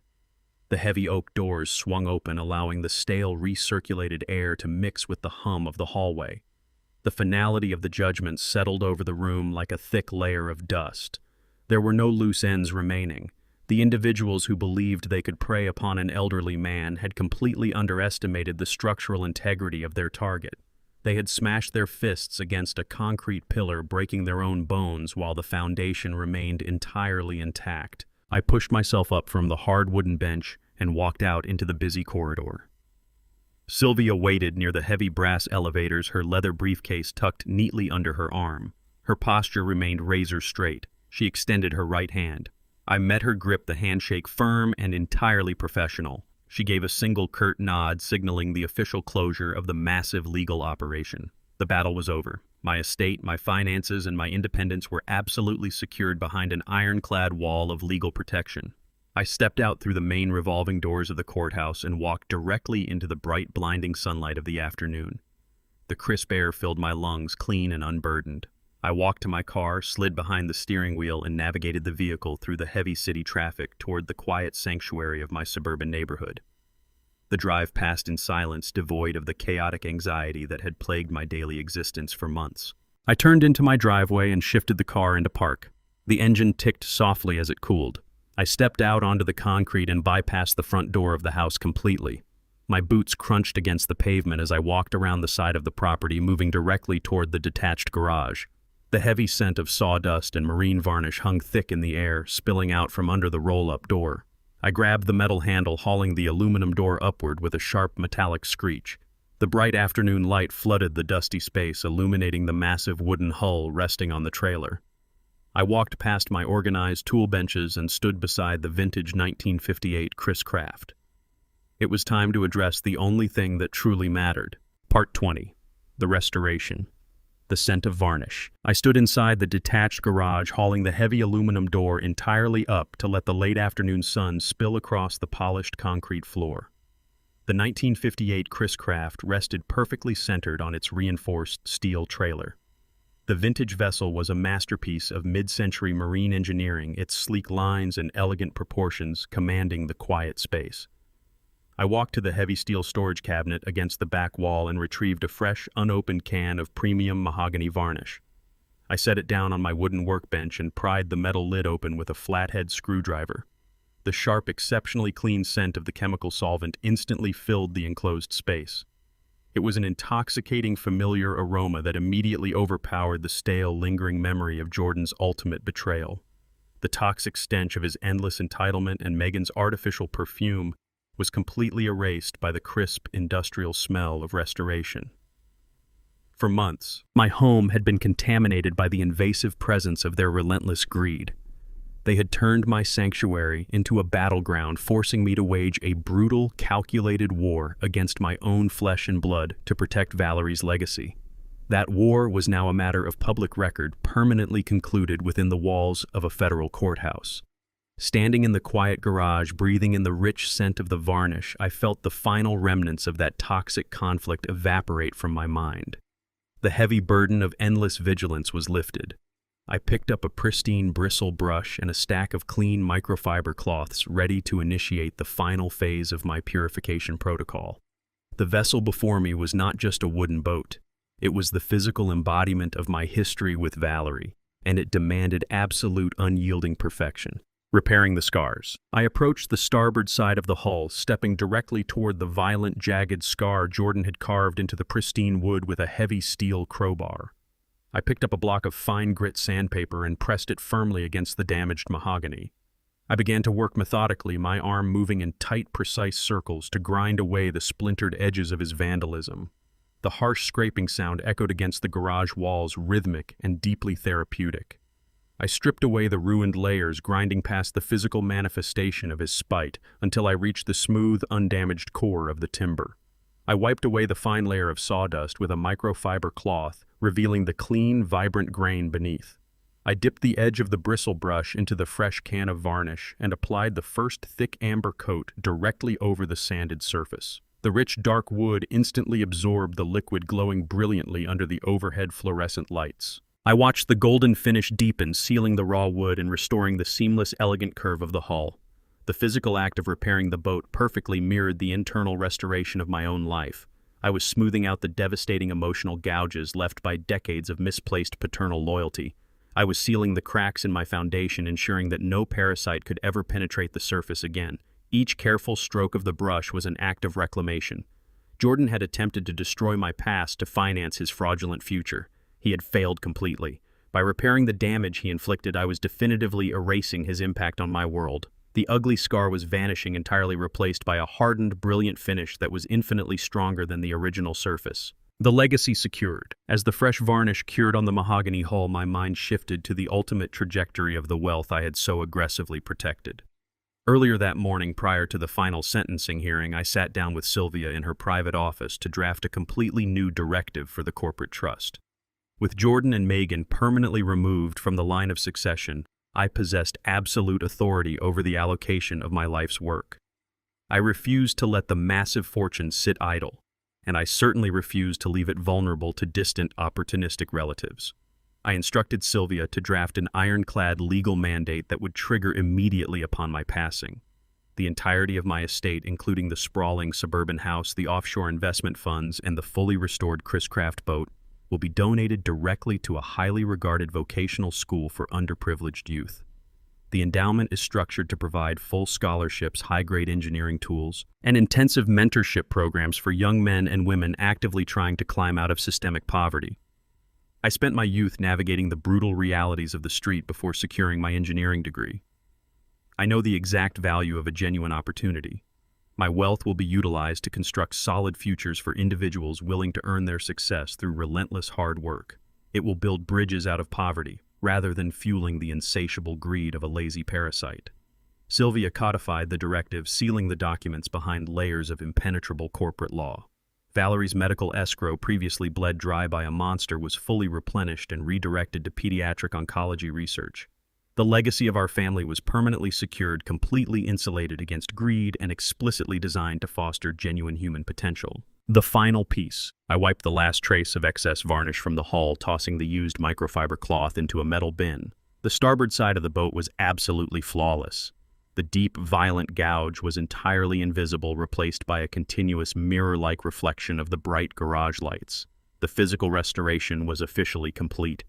I set my tools down on the workbench and wiped my hands clean. I stepped onto the steel trailer step and climbed carefully into the driver's seat of the Chris Craft. The white leather upholstery felt cool and familiar against my back. I settled into the captain's chair and reached out, resting both of my hands firmly on the original polished wooden steering wheel. I closed my eyes and allowed the deep, absolute stillness of the property to wash over me. I could hear the faint rustle of the wind through the oak trees outside, but otherwise the environment was completely devoid of sound. The sprawling suburban house behind me was entirely empty.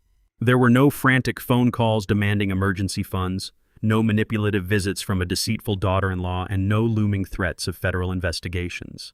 The crushing gravity of Jordan's existence had been permanently removed from my orbit.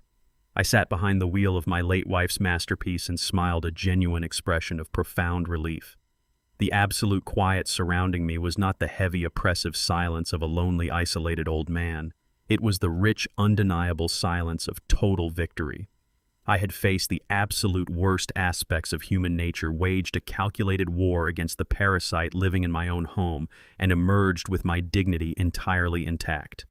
I opened my eyes, looking forward through the pristine windshield, completely ready to navigate the calm waters of the rest of my life. The greatest lesson we can learn is that true loyalty cannot be bought, and family is defined by mutual respect, not merely by bloodlines. When you blindly finance the entitlement of a toxic relative, you do not help them grow. You only construct the weapon they will eventually use to destroy you. Setting rigid boundaries is not an act of cruelty. It is the ultimate act of self-preservation and absolute justice. Have you ever had to cut ties with a toxic family member to save your own peace? Share your story in the comments below and subscribe for more.